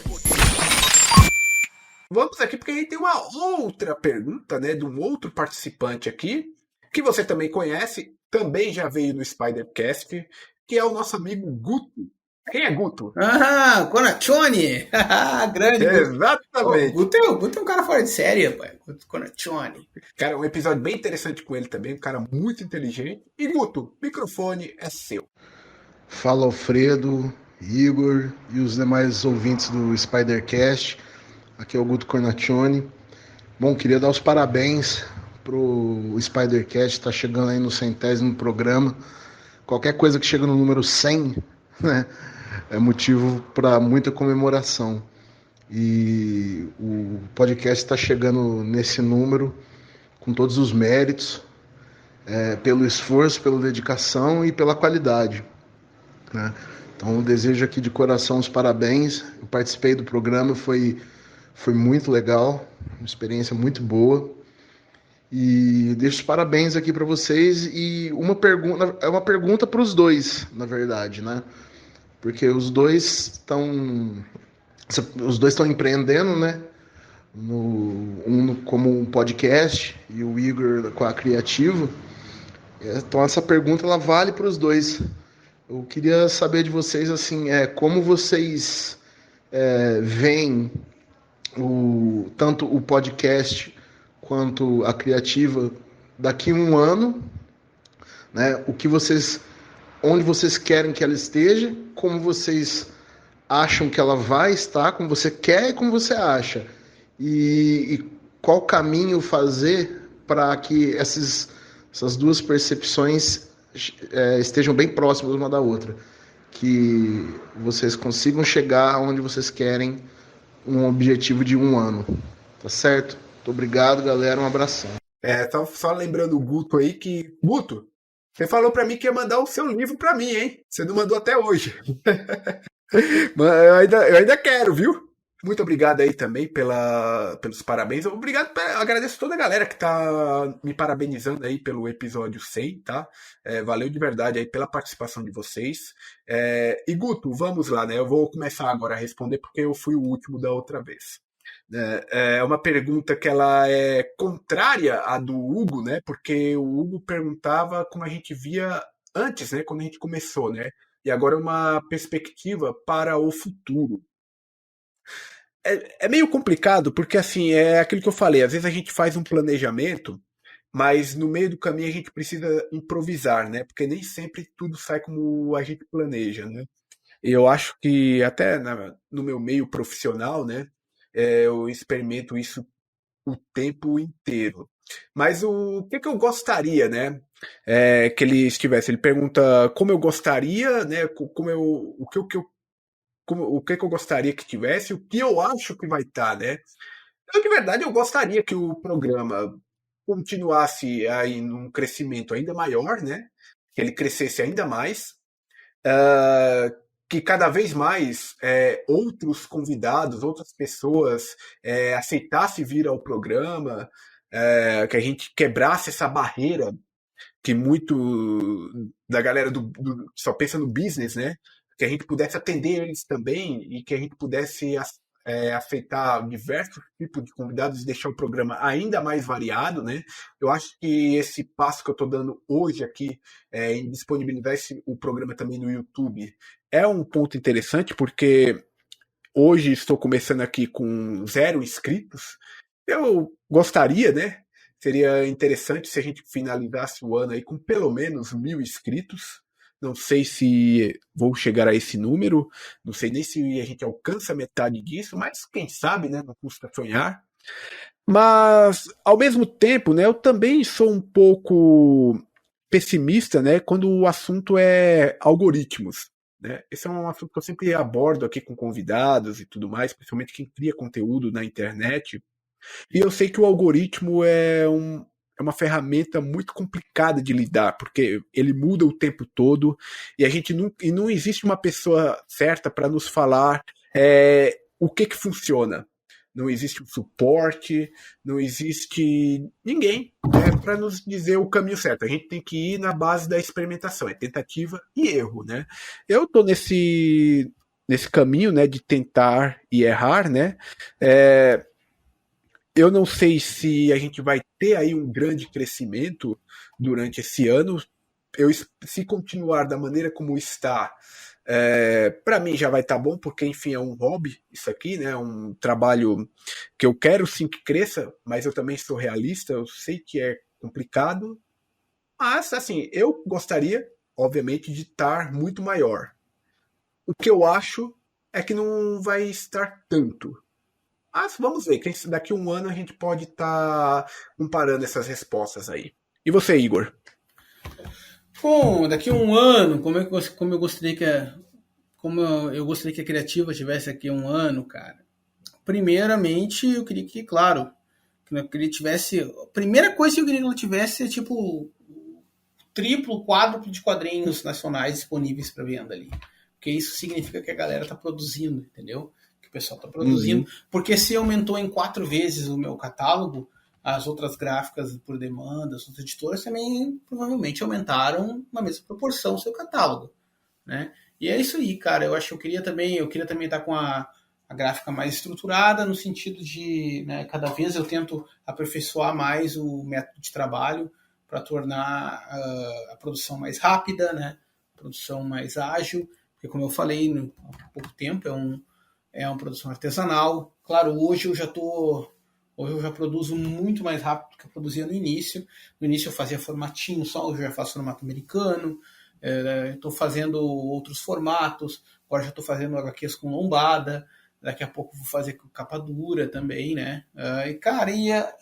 Então a minha ideia é, daqui a um ano, eu olhar para trás e ver quanto eu evoluí e quanto a empresa se consolidou, né? Quanto a Criativa se consolidou. Cara, não só assim financeiramente, assim como tu falou, eu não tenho a ideia que o cara vai ficar rico vendendo e fazendo quadrinhos, né? Porque o mercado ainda é muito pequeno, né? A gente está no mercado independente, mercado underground, o mercado que acontece, que o mercado que tem dinheiro, olha o mercado, né, mainstream, e quadrinho nacional, principalmente o que a gente faz aqui, o quadrinho independente de super-herói e tudo, tá muito, muito, muito longe do mainstream. Mas, cara, mantendo a chama acesa, mantendo a galera, sendo pioneiro, porque o pessoal que está fazendo esse trabalho hoje está sendo pioneiro, né? A gente está abrindo caminho no mato, como o pessoal dos anos 80, anos 90 fizeram para nós agora. A gente está fazendo isso para a galera que está na frente, para a galera chegar um dia, ter a possibilidade de ter um mercado nacional consolidado de quadrinhos, de ter quadrinhos sendo vendidos, um vasto catálogo, o pessoal consumindo, novos leitores, né? Tudo isso, a gente está abrindo esse caminho, a gente está com pioneiros, né? Com um facão no mato ali cortando, e a recompensa acho que é essa, cara, a principal recompensa é essa. E eu quero daqui a um ano continuar fazendo isso, continuar lançando todo esse material, lançar o meu material. Isso é uma parte também, isso é uma coisa importante. Daqui a um ano eu quero que a UCQ, tanto que o Guto Conaccioni agora também é membro da UCQ, ele é um roteirista da UCQ, ele tá fazendo uma HQ incrível, cara, de terror, e eu não vou dar spoiler aqui, eu sou bocudo, eu sempre dou spoiler, mas hoje eu não vou dar spoiler. Mas cara, um material sensacional, e eu quero que daqui a um ano, como o Guto falou, a UCQ seja uma grande editora aí, reconhecida, né, nesse nosso pequeno mercado, mas seja conhecida assim, tem um nome, e a Criativa seja o braço gráfico parceiro da UCQ aí. Essa é a minha visão daqui a um ano, cara. E eu espero que eu consiga cumprir. Como tu falou, planos são alterados ao decorrer do caminho, acontece, né? A vida não é uma ciência exata. Então, mas, né, espero que consiga, tá tudo ok, né? Espero que também esteja mais gente trabalhando comigo aí, mais gente junto nesse barco aí, inclusive na UCQ, que outros escritores incríveis, como o Guto, como o Chris Stussy, como o Cazuza Lee Jones, todo esse pessoal que está trabalhando com nós ali, né, venham, como toda essa galera aí, apareçam novos como eles, entendeu? Novos escritores, novos desenhistas, e o material comece a crescer e a gente domine o mundo. O quadrinho nacional domine o mundo. Certeza. O mangá dominou o mundo, né? O mangá é o quadrinho japonês. Por que o quadrinho brasileiro não pode dominar o mundo também? Exatamente. O mangá ele tem uma coisa muito interessante. Eu até conversei com isso, né? Quando eu recebi o Fábio Bizzi, né, do Estúdio Armon, a gente comentou muito sobre mangás, né? Ele comentou uma coisa muito interessante, que assim, o mangá lá no Japão, ele é tratado como a gente trata o jornal aqui, né? Sabe o jornal físico? Sim. Que a gente compra na banca, a gente lê e depois joga fora? Sim. O mangá lá é do mesmo jeito. Né? Tipo, o mangá de maneira geral. Só que, por exemplo, eles lançam depois, quando sai todos os capítulos, né? Eles lançam uma edição de colecionador e realmente as pessoas compram para guardar, para colecionar. Mas, no geral, né? O público que consome mangá lá, trata o mangá como um jornal, né? Ele é vendido até com aquela folha mais simples e tudo mais. Lê aquela história, ele terminou de ler e joga fora. Eita. É uma cultura assim, tipo, é uma cultura diferente, né? Tudo pra você ver como o negócio é enraizado lá, né? Né, cara? E tu vê como é que é no mundo, né? Hoje em dia, nos Estados Unidos, o berço do comics, né? Do quadrinho americano aí, que a gente se inspira aí. O mangá vende muito mais lá que o próprio quadrinho da Marvel da DC, cara. Com certeza. Não, até no Brasil também, cara, o mangá tem dominado muito também, né? Mas eu acho que também é por causa de uma decadência também das histórias americanas, né? Eles estão mais do mesmo há anos aí. A história deles não tem, assim, tipo, um desenvolvimento. Não sei que são todas, assim, né? Mas a grande maioria, né? Eu li algumas uns tempos desses pra cá e, putz, é um negócio que, assim, você termina de ler e você fala, putz, eu não tô interessado em ver qualquer próxima edição, sabe? Cara, eu acho também, assim, que eles perderam muito Eles perderam um pouco. Como é que eu vou te dizer, assim, ó, aquele fator que o mangá tem muito, que é o foco na diversão. Eles perderam o foco na diversão. Eles não escrevem, as histórias não são mais despretensiosas. Toda a história do quadrinho americano tem alguma coisa, sabe? O mangá é mais despretensioso, sabe? Eu acho que eles... Nós estamos falando de história despretensiosa. Dá um exemplo a nível nacional. Nós falamos do Betamax. O Betamax começou com um quadrinho feito de forma despretensiosa. Você não falou que era o plano B, C, D lá do Hugo, e hoje em dia não é o carro-chefe dele? Então, cara, porque é feito de forma despretensiosa. Eu, por exemplo, quando escrevo quadrinhos, tá? Eu sou um roteirista comparado com o pessoal aí que tá no mercado, que já escreveu um monte de coisa. Eu tô começando agora, né? Eu tenho 1 ano que eu escrevo roteiro, assim, HQs, assim. Cara, a primeira coisa quando eu escrevo, que eu penso, né, tem uma boa história, claro, óbvio. Mas assim, primeiro eu gosto de o meu estilo, até tava conversando com o Lobo sobre isso, é pegar os personagens e botar eles para interagir e criar, assim, criar diálogos entre eles, deixar o diálogo fluir, sabe? E, cara, eu tenho gostado de fazer isso. E eu não tenho pretensão, eu não faço pretensão de vou passar uma lição de moral com essa HQ, vou passar uma não sei o quê, vou falar de tal assunto, vou protestar contra tal assunto. Não. Eu vou escrevendo, deixo os personagens falar por eles mesmos e foco em fazer um negócio divertido, cara. Que eu vou me divertir, que eu acho que o leitor vai se divertir. Tu não recebeu ainda o Ser Supernova, que foi a primeira que eu escrevi, né, que teve no Catarse e tudo mais, até porque nós tivemos um atraso na colorização da segunda parte da HQ. A HQ era para ter saído em setembro, não saiu ainda, mas está para sair esse mês agora, porque o Big Mal, o grande Big Mal, me estendeu a mão e está me ajudando, está colorindo aí, fora alguns outros amigos que coloriram páginas também, né. Cara, se tu ler HQ, eu vou te mandar uma cópia com certeza, né, e tu tá na minha lista aqui, tu vai ver que é uma história assim no estilo. Tu gosta de. Não sei se tu já assistiu Goonies, o filme Goonies? Não assisti. Cara, sabe aqueles filmes filmes jovens, de adolescentes de aventura dos anos 80, que passavam na sessão da tarde, anos 90, assim, aquela pegada. Assim. Aquela coisa de Volta para o Futuro? Cara, o De Volta para o Futuro tem viagem no tempo, é mais pro Betamax. Mas eu também não sei se o Betamax tem viagem no tempo, né? Ou não. Eu acho que ele não. Não, acho que ele não viaja. Não sei lá. Não, ele não viaja. Tecnicamente todos viajam. Mas, cara, é aquela história, assim, tipo, do Goonies, né? Deixa eu ver uma outra pra te dar um exemplo. É que, como tu não é dessa época, tu não vai conseguir captar. Mas eu acho que eu entendo. O Indiana Jones da vida, né? Stranger Things, que também é com jovens ali, é uma aventura, entendeu? É mais ou menos isso aí, cara. Só que eu envolvo superpoderes alienígenas ali no meio, entendeu? Então a ideia é ser um negócio divertido, é muito diálogo. Tem uns personagens assim que eles eles fazem tiradas ácidas um do outro e zoa. É aquela conversa com o teu amigo. Quando tu tá conversando com um amigo teu, vocês não falam formalmente um com o outro. Um fica zoando o outro, né, cara? Principalmente o homem aqui, cara. A gente sacaneia o amigo, cara. Sim, o tempo O todo. tempo todo. Chama de isso, de aquilo, né? E zoa, e brinca, e questiona. Até eu tenho um grupo lá no WhatsApp ali com eu e meus amigos das antigas, que o nosso grupo é focado em, como é que se diz? O artigo número 1 do grupo é tu tem que estar sempre questionando a integridade do outro, sempre sacaneando o outro. Se tu vai lá e elogia e trata o cara bem, tu já tá quebrando as regras do grupo, tu pode ser expulso, entendeu? Mas é que é assim, cara, é um grupo de um zoando o outro, entendeu? E é isso aí, cara, quando tu tá com teus amigos, tu faz piadinha, tu zoa, tu brinca, né?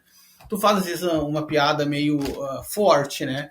Piadas, assim, que hoje em dia o pessoal fica, essa piada é racista, piada homofóbica, né? As coisas assim. Porque o cara, não adianta. O cara, quando tá com os amigos, né? Eu não sou homofóbico de jeito nenhum, mas tu chega lá pro teu amigo, ei, viadão, sabe? Entendeu? E essas coisas assim acontece, cara. Acontece. Ou como é que, sei lá, ou questiona até zoa, como é que tá a mana, né? Falando da irmã do cara, sabe? Essas brincadeiras. É coisa de amigo, cara. Né? O homem o grupo de amigos, principalmente nós que somos mais das antigas, a gente vive tipo um fazendo bullying com o outro, mas é um bullying autorizado. Todo mundo que tá ali autoriza um a zoar o outro, porque somos amigos, né? Então tem muito disso, desse elemento na HQ. O cara zoando, isso aí também é como é que é? Tinha que ser tu pra falar essas besteiras aí. Aí o cara fala, ei meninas, falando pros amigos, vocês estão falando mal de mim, mas eu resolvi, sabe? Coisas assim. Então, a HQ tem muito disso, cara, e eu gostei de escrever nessa pegada, e hoje em dia eu escrevo nessa pegada, tá? E é uma pegada que eu acho divertida. E, claro, é o meu estilo. Tem gente que escreve de um jeito mais sombrio, tipo o Lobo. Mas o quê? Até eu tava conversando com o Lobo esses dias mesmo, que, cara, é o estilo do cara. E o estilo e o quadrinho nacional é isso. Por isso que o quadrinho nacional a gente tem essa vantagem sobre o quadrinho americano. Nós escrevemos desse jeito para se divertir, porque nós somos leitores também. A gente escreve uma coisa que a gente gostaria que uma pessoa como nós, assim, lesse e gostasse. Aí eu escrevi os Justiceiros ali, tem esse lance, é uma história séria, mas tem esse tom desse humor, assim, sarcástico, esse humor meio ácido. Tem. Por quê? Porque eu gostaria de ler um humor, assim, nessa história. Eu escrevi porque eu acho que outras pessoas vão se identificar com o meu gosto e vão fazer também, entendeu? Porque quando tu escreve uma história sombria, mais dark, uma história de terror, tu tá escrevendo uma história que para aquelas pessoas que gostam daquilo ali, que vão se divertir com aquilo ali. Cara, a Marvel e a DC, além deles, eles não fazem mais isso porque eles já esgotaram todos os clichês possíveis deles, né? Eles já estão com quantos anos, cara, contando a mesma história, basicamente. Aí quando enche o saco, o que eles fazem? Reseta tudo, mata um personagem. Não, aí outra coisa, por exemplo, hoje em dia na HQ americana, né? As HQs Marvel e DC, o pessoal vive, eu vejo muitas brigas no Facebook, nos grupos, no WhatsApp. Que esses caras só querem lacrar, que esses caras, ou esses caras são... o tal HQ é homofóbico, tal, não sei o que, cara, eles focam muito nisso, nessa discussão, cara, e acabam perdendo o que é interessante, que é a diversão. Tu pode escrever uma HQ com o elemento que tu quiser, cara. Eu queria fazer uma HQ que tivesse um tema assim, inclusivo. Dá para escrever assim, uma HQ assim, e ao mesmo tempo ela ser divertida, entendeu? O problema não é a temática, o problema é como essa pessoa vai trabalhar em cima disso. Exatamente, entendeu? Exatamente. E as HQs da Marvel e DC não são mais divertidas assim, cara. Eu tava lendo, eu leio de vez em quando online mesmo algumas HQs da Marvel e DC que o pessoal traduz aí, porque eu não me sinto mais com vontade de comprar uma HQ deles, né? Não é a mesma coisa que eu sentiria, por exemplo, para comprar um Betamax. E aí eu leio, cara, e eu vou te dizer, tem materiais legais, não é tudo ruim, mas tem muita coisa repetitiva, como tu mesmo disse, cara. Por exemplo, o herói se questionando se fez o certo. Ou se ele errou, se não sei o que, sabe? É que não tem essa história, como tu falou, é escrever muito tempo o mesmo personagem. Cara, já deu aquele personagem ali, claro que eu sei que é uma franquia, tu não pode matar um personagem, né? Mas assim, é o que então tu não faz mais histórias sequenciais dele, sabe? Tu imagina assim, ó, vamos supor que se o Batman agora parasse as histórias sequenciais do Batman, tá? Em vez de ter aquela história todo mês na banca, uma história do Batman, e aí vai e volta, clichê, se a partir de hoje todas as histórias do Batman fossem todas, assim, arcos fechados. Ah, saiu uma HQ Batman e o espírito das trevas, não sei o quê. Aí é uma história fechada do Batman, tá? Uma história bem feita, bem escrita, beleza. Aí saiu outra HQ lá, a morte do Coringa, tá? Uma história bem legal, o Coringa realmente morre. Não. Aí vem outro, alguém substitui ele, em vez de ser ele o novo Coringa, né? Cara, arcos fechados, histórias bem feitas, nossa, cara, os quadrinhos americanos iam voltar com tudo, cara, até lá. Só que assim, ó, pra te acompanhar um Homem-Aranha, tu gosta de Homem-Aranha, tu vai acompanhar hoje o Homem-Aranha, tu tem que ficar procurando, tá, mas os caras estão falando dessa situação aqui, tá, mas peraí. Isso aí, quando é que foi que aconteceu? Ah, aconteceu 2 anos atrás. Putz, entendeu? Eu acho que é... Infelizmente, cara, a cronologia, né? A cronologia essa ideia de histórias sequenciais longas acaba também estragando um pouco a vibe deles. Você está ouvindo Spidercast, o podcast de cultura geek. O nosso próximo convidado, cara, é uma pessoa que participou recentemente agora do Spidercast, né? Está aí na casa dos 90 dos episódios, se eu não me engano ele foi o 91, que é o nosso querido Adriano Sapão. Grande Sapão. Sapão, o microfone é todo seu, cara. Fala, amigos, aqui é Adriano Sapão, criador do Universo Cairu, e venho aqui parabenizar ao Alf pelos 100 programas do seu podcast. Então a pergunta para o Alf e para o Igor, né? Amigos, o que vocês acham da inteligência artificial? Ela veio para se aliar aos quadrinistas ou ela veio para tirar o emprego deles? É um negócio polêmico, né? E acho que as respostas vão ser muito legais, tá? Então vocês que ficam aí, parabéns mais uma vez, Alf, e meus amigos que estão ouvindo, um grande abraço do Sapão. Ele foi certeiro nessa, hein? Cara, é assim, ó, eu acredito, tá? Sinceramente, que a inteligência artificial é uma ferramenta, tá? Uhum. E como é uma ferramenta, uma ferramenta nunca vai ser superior ao artista, entendeu? Então, eu acho que como uma ferramenta para o artista, muito válido, cara, muito válido o artista me usar e trabalhar com isso, tá?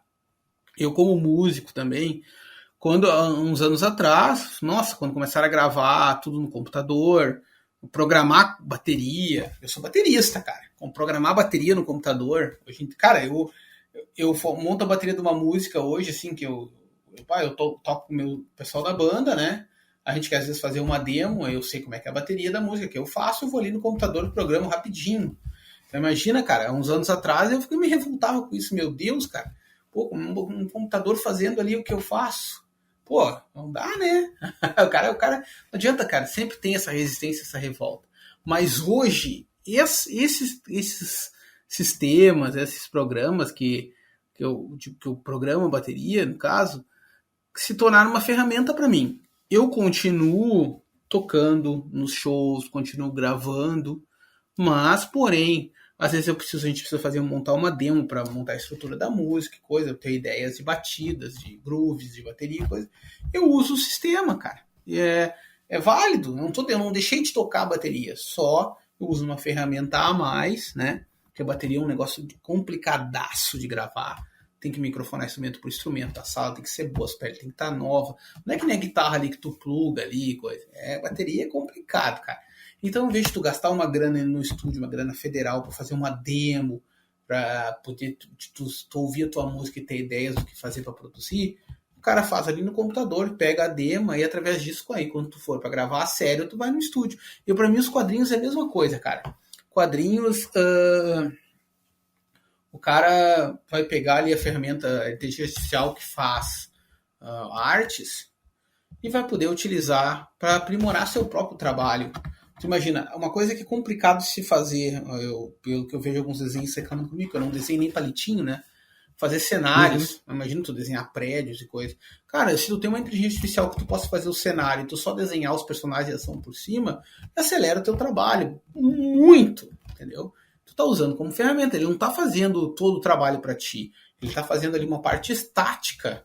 Ou eu já vi um desenhista que ele pega um cenário de inteligência artificial e ele digitalmente ele vai lá e bota o traço dele em cima daquilo. Ele vai lá, ele muda, ajeita, puxa, recolore. E, cara, ferramentas estão aí para isso, tá? Claro que vai ter gente, assim como, por exemplo, hoje em dia eu sei que tem músicos, provavelmente aí de músicas mais populares, como até o funk, coisa. Eu não vou entrar muito aqui nisso aí, porque eu sou o cara que tem uma opinião polêmica, que funk não é música, e eu provo através dos elementos da música que não é música, mas tudo bem, não quero entrar nesse polêmico, né?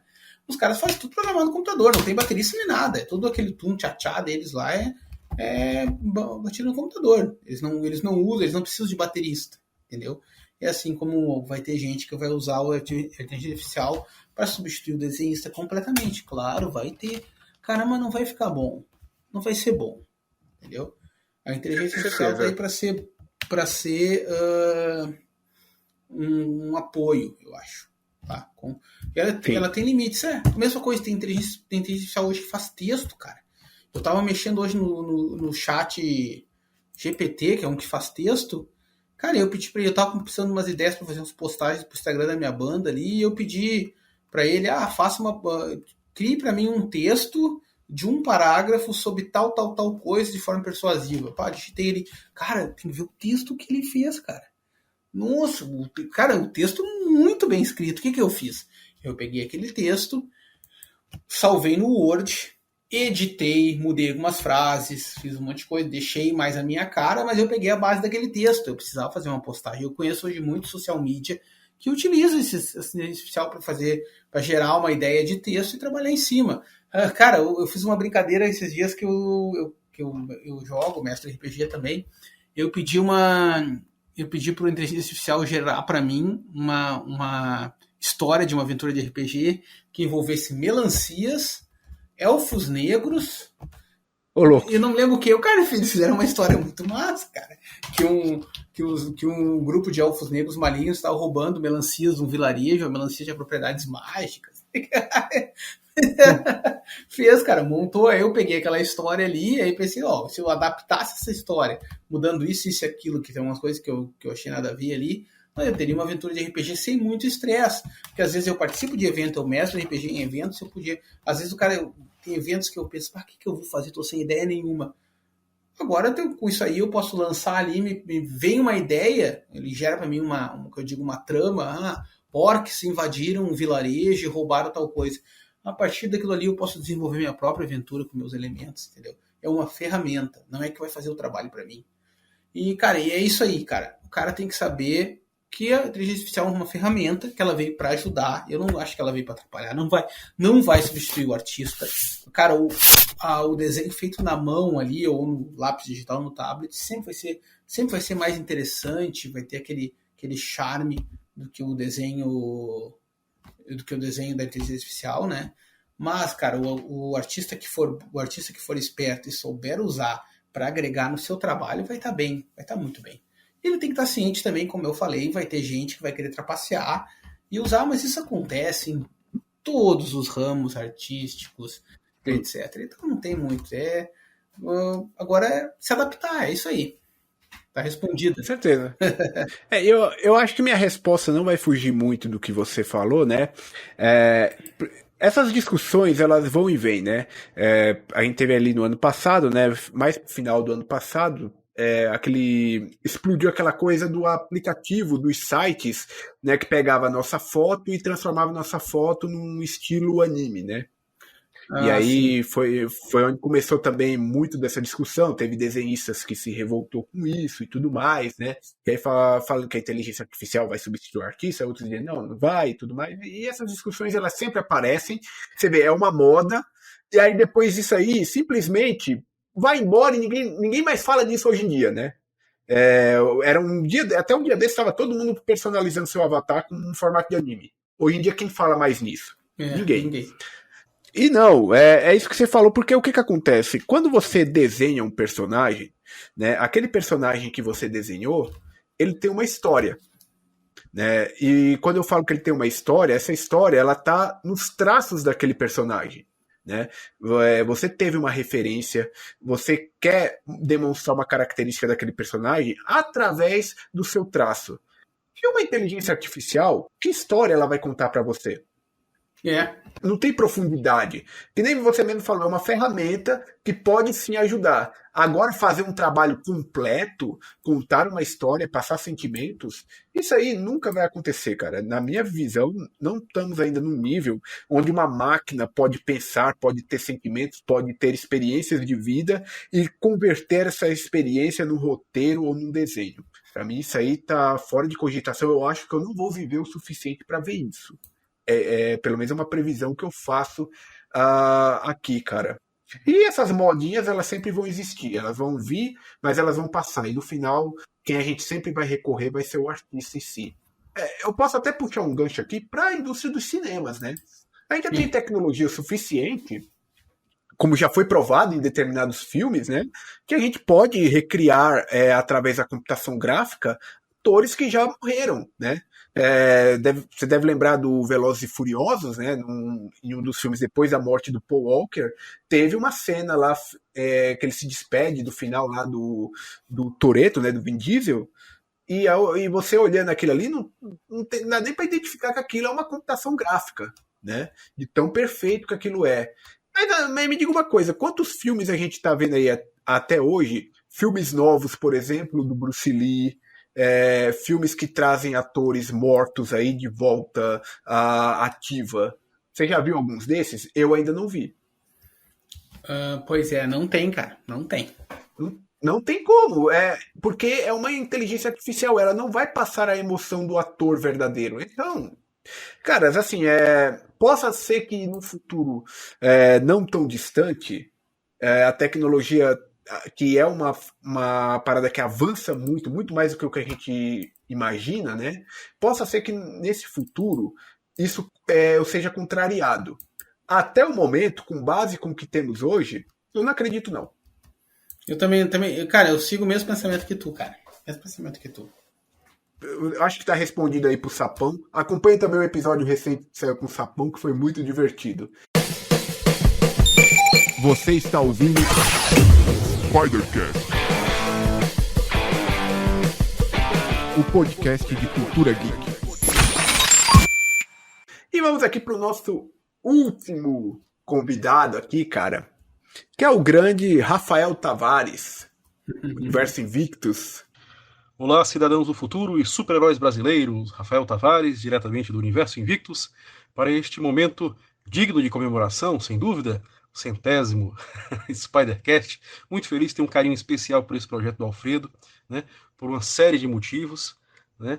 O Alfredo é um cara fantástico aí, que só vem somando, né? E aqui recebendo novamente alguém que eu invejo, porque eu gostaria de ter sido o primeiro entrevistado do Spidercast, sem dúvida. Mas quase não consegui ser, mas acabou dando certo e ser entrevistado. Foi o 70º, não é isso? Mas tem umas perguntinhas aqui para vocês. Igor Casanova, cara, nós temos um gosto em comum, que é a ficção científica. E eu queria saber de você como começou a sua relação com esse gênero, né, narrativo. E a outra pergunta eu acho que serve para os dois. No caso, condiz com as ambições de cada um. O que vocês planejam, almejam conseguir no ápice, no momento assim, da soma de todo o trabalho de vocês, dos seus respectivos projetos. Aquilo que vocês querem fincar e deixar como um legado de cada um, do trabalho de cada um. Certo? Então, meus amigos, agradeço muito. Longa vida! Vida longa e próspera para o Spidercast e vamos rumo ao futuro. Temos aqui 2 perguntas, né? E você acabou tendo 2 perguntas direcionadas a você. Eu, pelo menos, só tenho uma. Só destacar aqui que o episódio com o Rafael foi adiado inúmeras vezes, cara. Pra tu ter uma ideia, eu chamei ele antes de gravar com o Lorde Lobo. Nossa. Lorde Lobo, acho que foi ali pelo 20º episódio, algo assim. E ele foi o episódio 70. Toda a vida, a gente marcava, chegava às vezes no dia, acontecia alguma coisa que impedia a gravação. A gente foi conseguir mais pro final do ano passado aí. E acho que a gente conseguiu aproveitar bem, que foi um episódio de quase 2 horas de duração. Felizmente aconteceu. Cara, mas assim, ó, aconteceu, aconteceu uma coisa que o Hugo sempre fala, aconteceu no momento certo. Ele sempre fala quando a gente chega atrasado na live dele, não, tu que chegou no momento certo, eu que tô adiantado, entendeu? Então é isso aí, cara, chegou no momento certo. Vocês... Com certeza. E eu ouvi, né? E foi muito legal, cara. Parabéns, eu gostei muito da presença do Rafa aí, foi muito legal. Valeu, cara, valeu. Bom, temos 2 perguntas que ele faz aqui, né? Eu vou fazer a primeira que ele faz, que é exclusiva sua, né?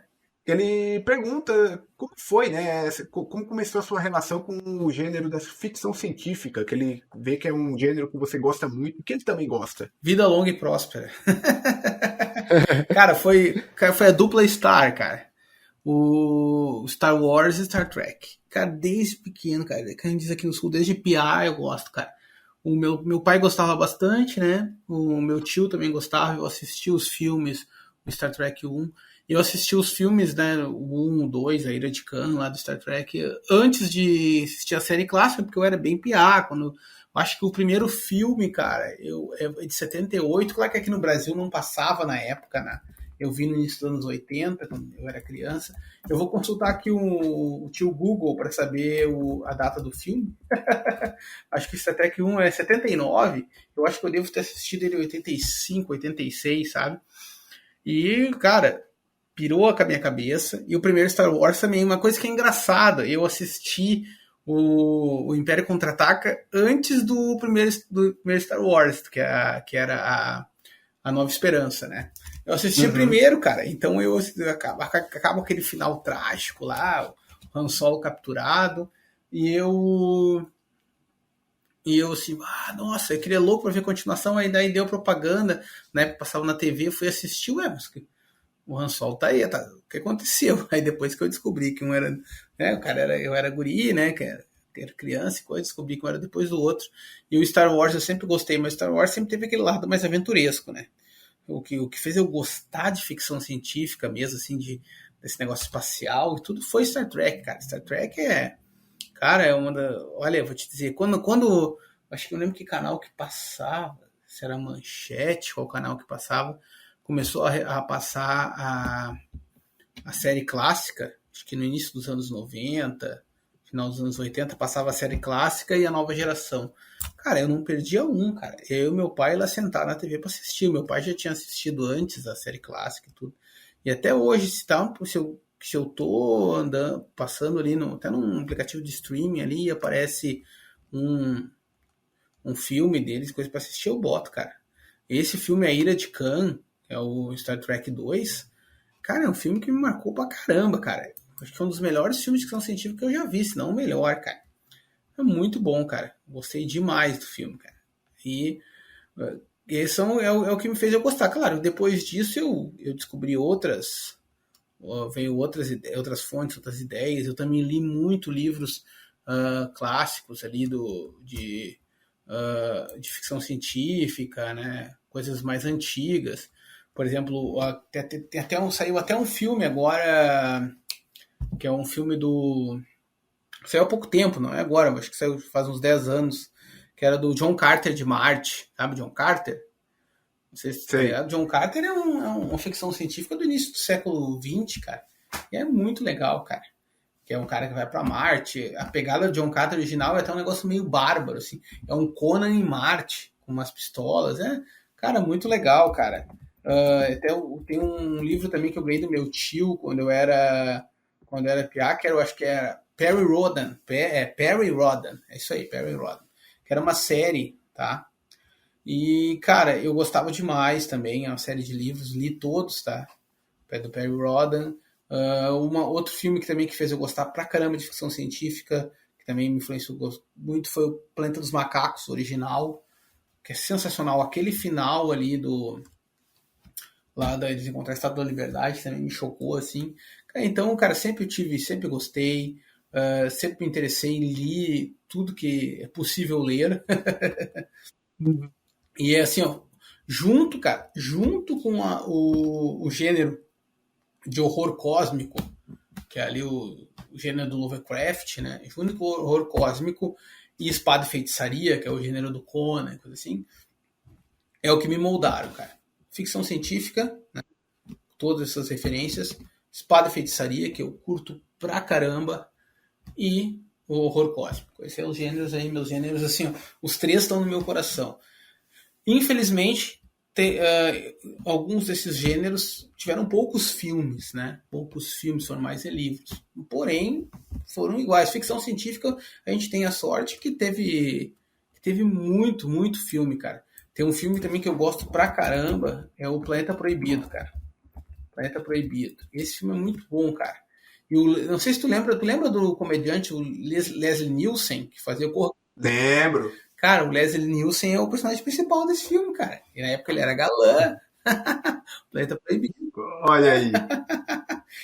Cara, tu assiste o filme e tu não acredita. Meu Deus, é o Leslie Nielsen. Cara, tem muito... Quando um ator comediante, né, vai fazer uma parada um pouco mais diferente, a galera estranha, né? Você não vê o Jim Carrey, né, quando foi fazer... Acho que era o número 23 ali. Né? Sim, eu acho até, cara... Eu acho até que o Planeta Proibido, né, naquela época, eu acho que o Leslie Nielsen nem era comediante ainda. Acho que ele ficou mais depois de certa idade, assim, sabe? E um outro, deixa eu ver um outro também que eu gosto bastante, cara. O 2001, Odisseia no Espaço, é muito bom também, né? É incrível, eu acho muito legal. Cara, tem muito filme, muito livro, cara, ficção científica Mas o começo de tudo foi a dupla Star.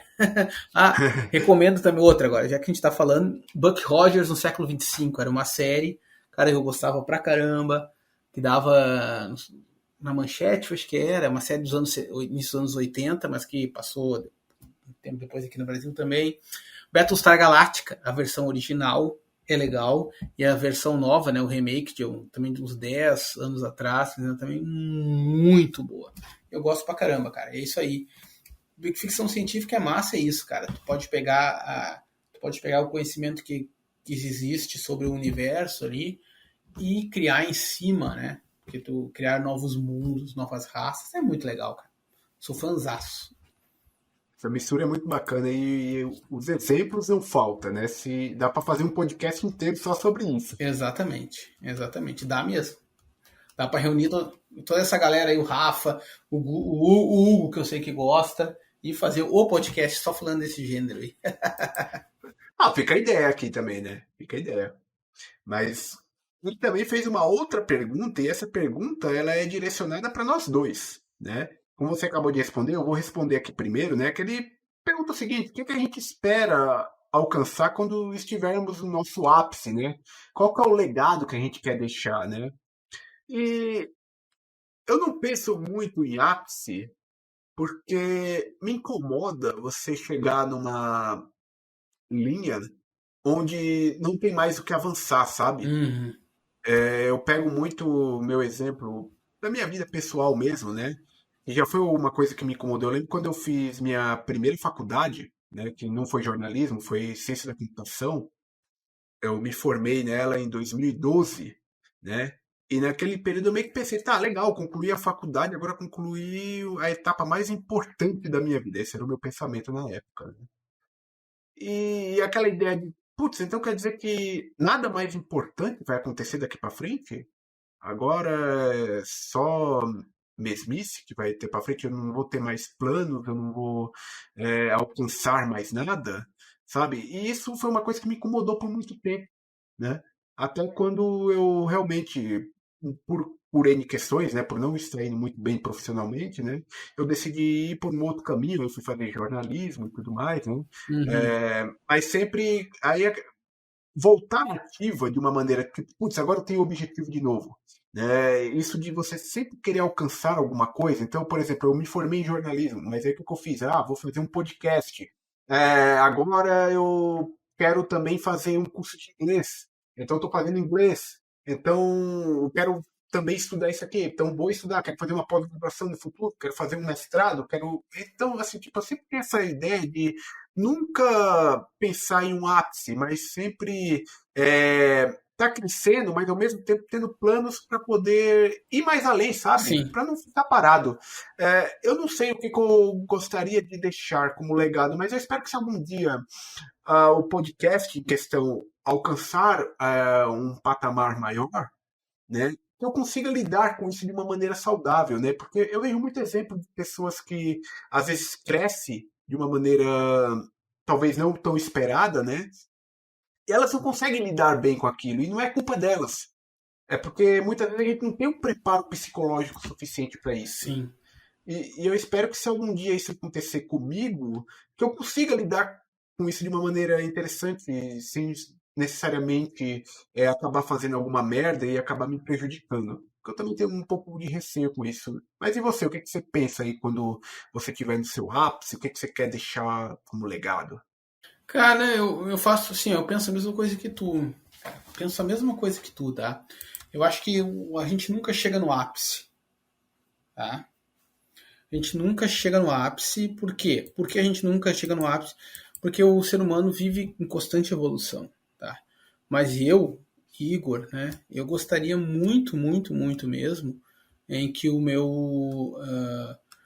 de um dia chegar e tá num nível, assim, não um nível pessoal, mas tá num nível em que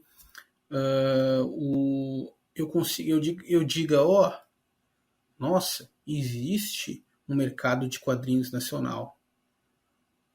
E eu botei um tijolinho nessa construção aí. Esse é para mim, eu não digo como eu te falei, não.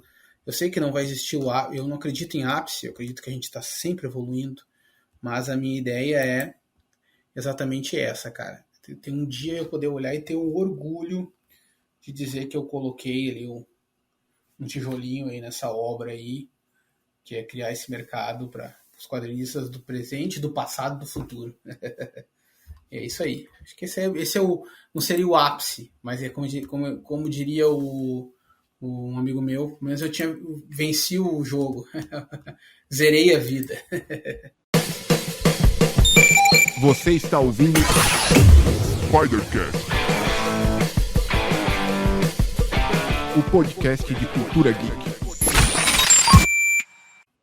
Primeiramente, né, eu quero agradecer sua presença aqui no programa, né, por você ter reservado esse tempo para a gente poder fazer essa comemoração aqui, né, e também responder as perguntas dos nossos amigos, né. Eu quero agradecer aqui de verdade a todos que participaram: Lorde Lobo, Hugo Máximos, Guto, Sapão, Silas, Rafael Tavares, todos vocês, muito obrigado pelo apoio que vocês sempre dão aqui para o Spidercast em tudo. Sem vocês, a gente com certeza não teria chegado onde a gente chegou, né? Quero também agradecer a todo mundo que nos escutou durante esses 100 episódios aí, né? Que a gente possa futuramente estar comemorando 200, 300, 1000, né? Que esse projeto possa continuar. E vamos lá, Igor, por favor, faça isso, seu jabá pra nós. Onde é que as pessoas podem estar te encontrando nas redes sociais? Onde é que as pessoas podem acompanhar o seu trabalho? O microfone é seu, cara. Amigos, assim, vocês querem acompanhar meu trabalho como quadrinista, é só vocês entrarem na criativapublicações.com.br, tá? Sem cedilha, sem tio ali, sem acento nenhum, né? criativapublicações.com.br.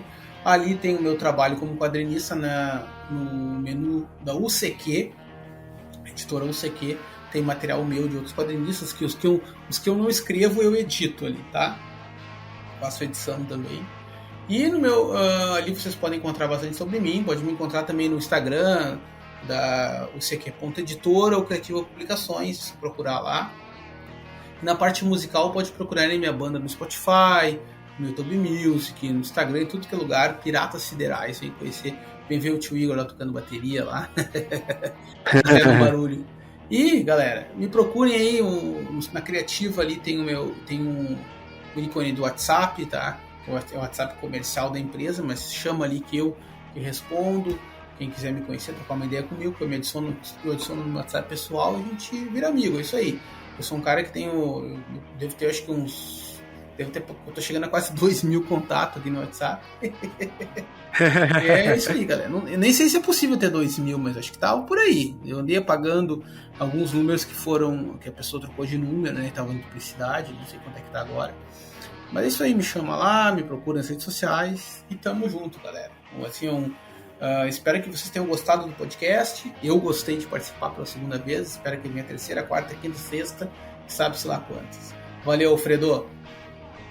Tamo junto, galera. E, por favor, gente, nos sigam aí do Spotify, se inscrevam aqui no YouTube também, né? Ativem o sininho com as notificações, deixa o curtir aí se você tiver gostado.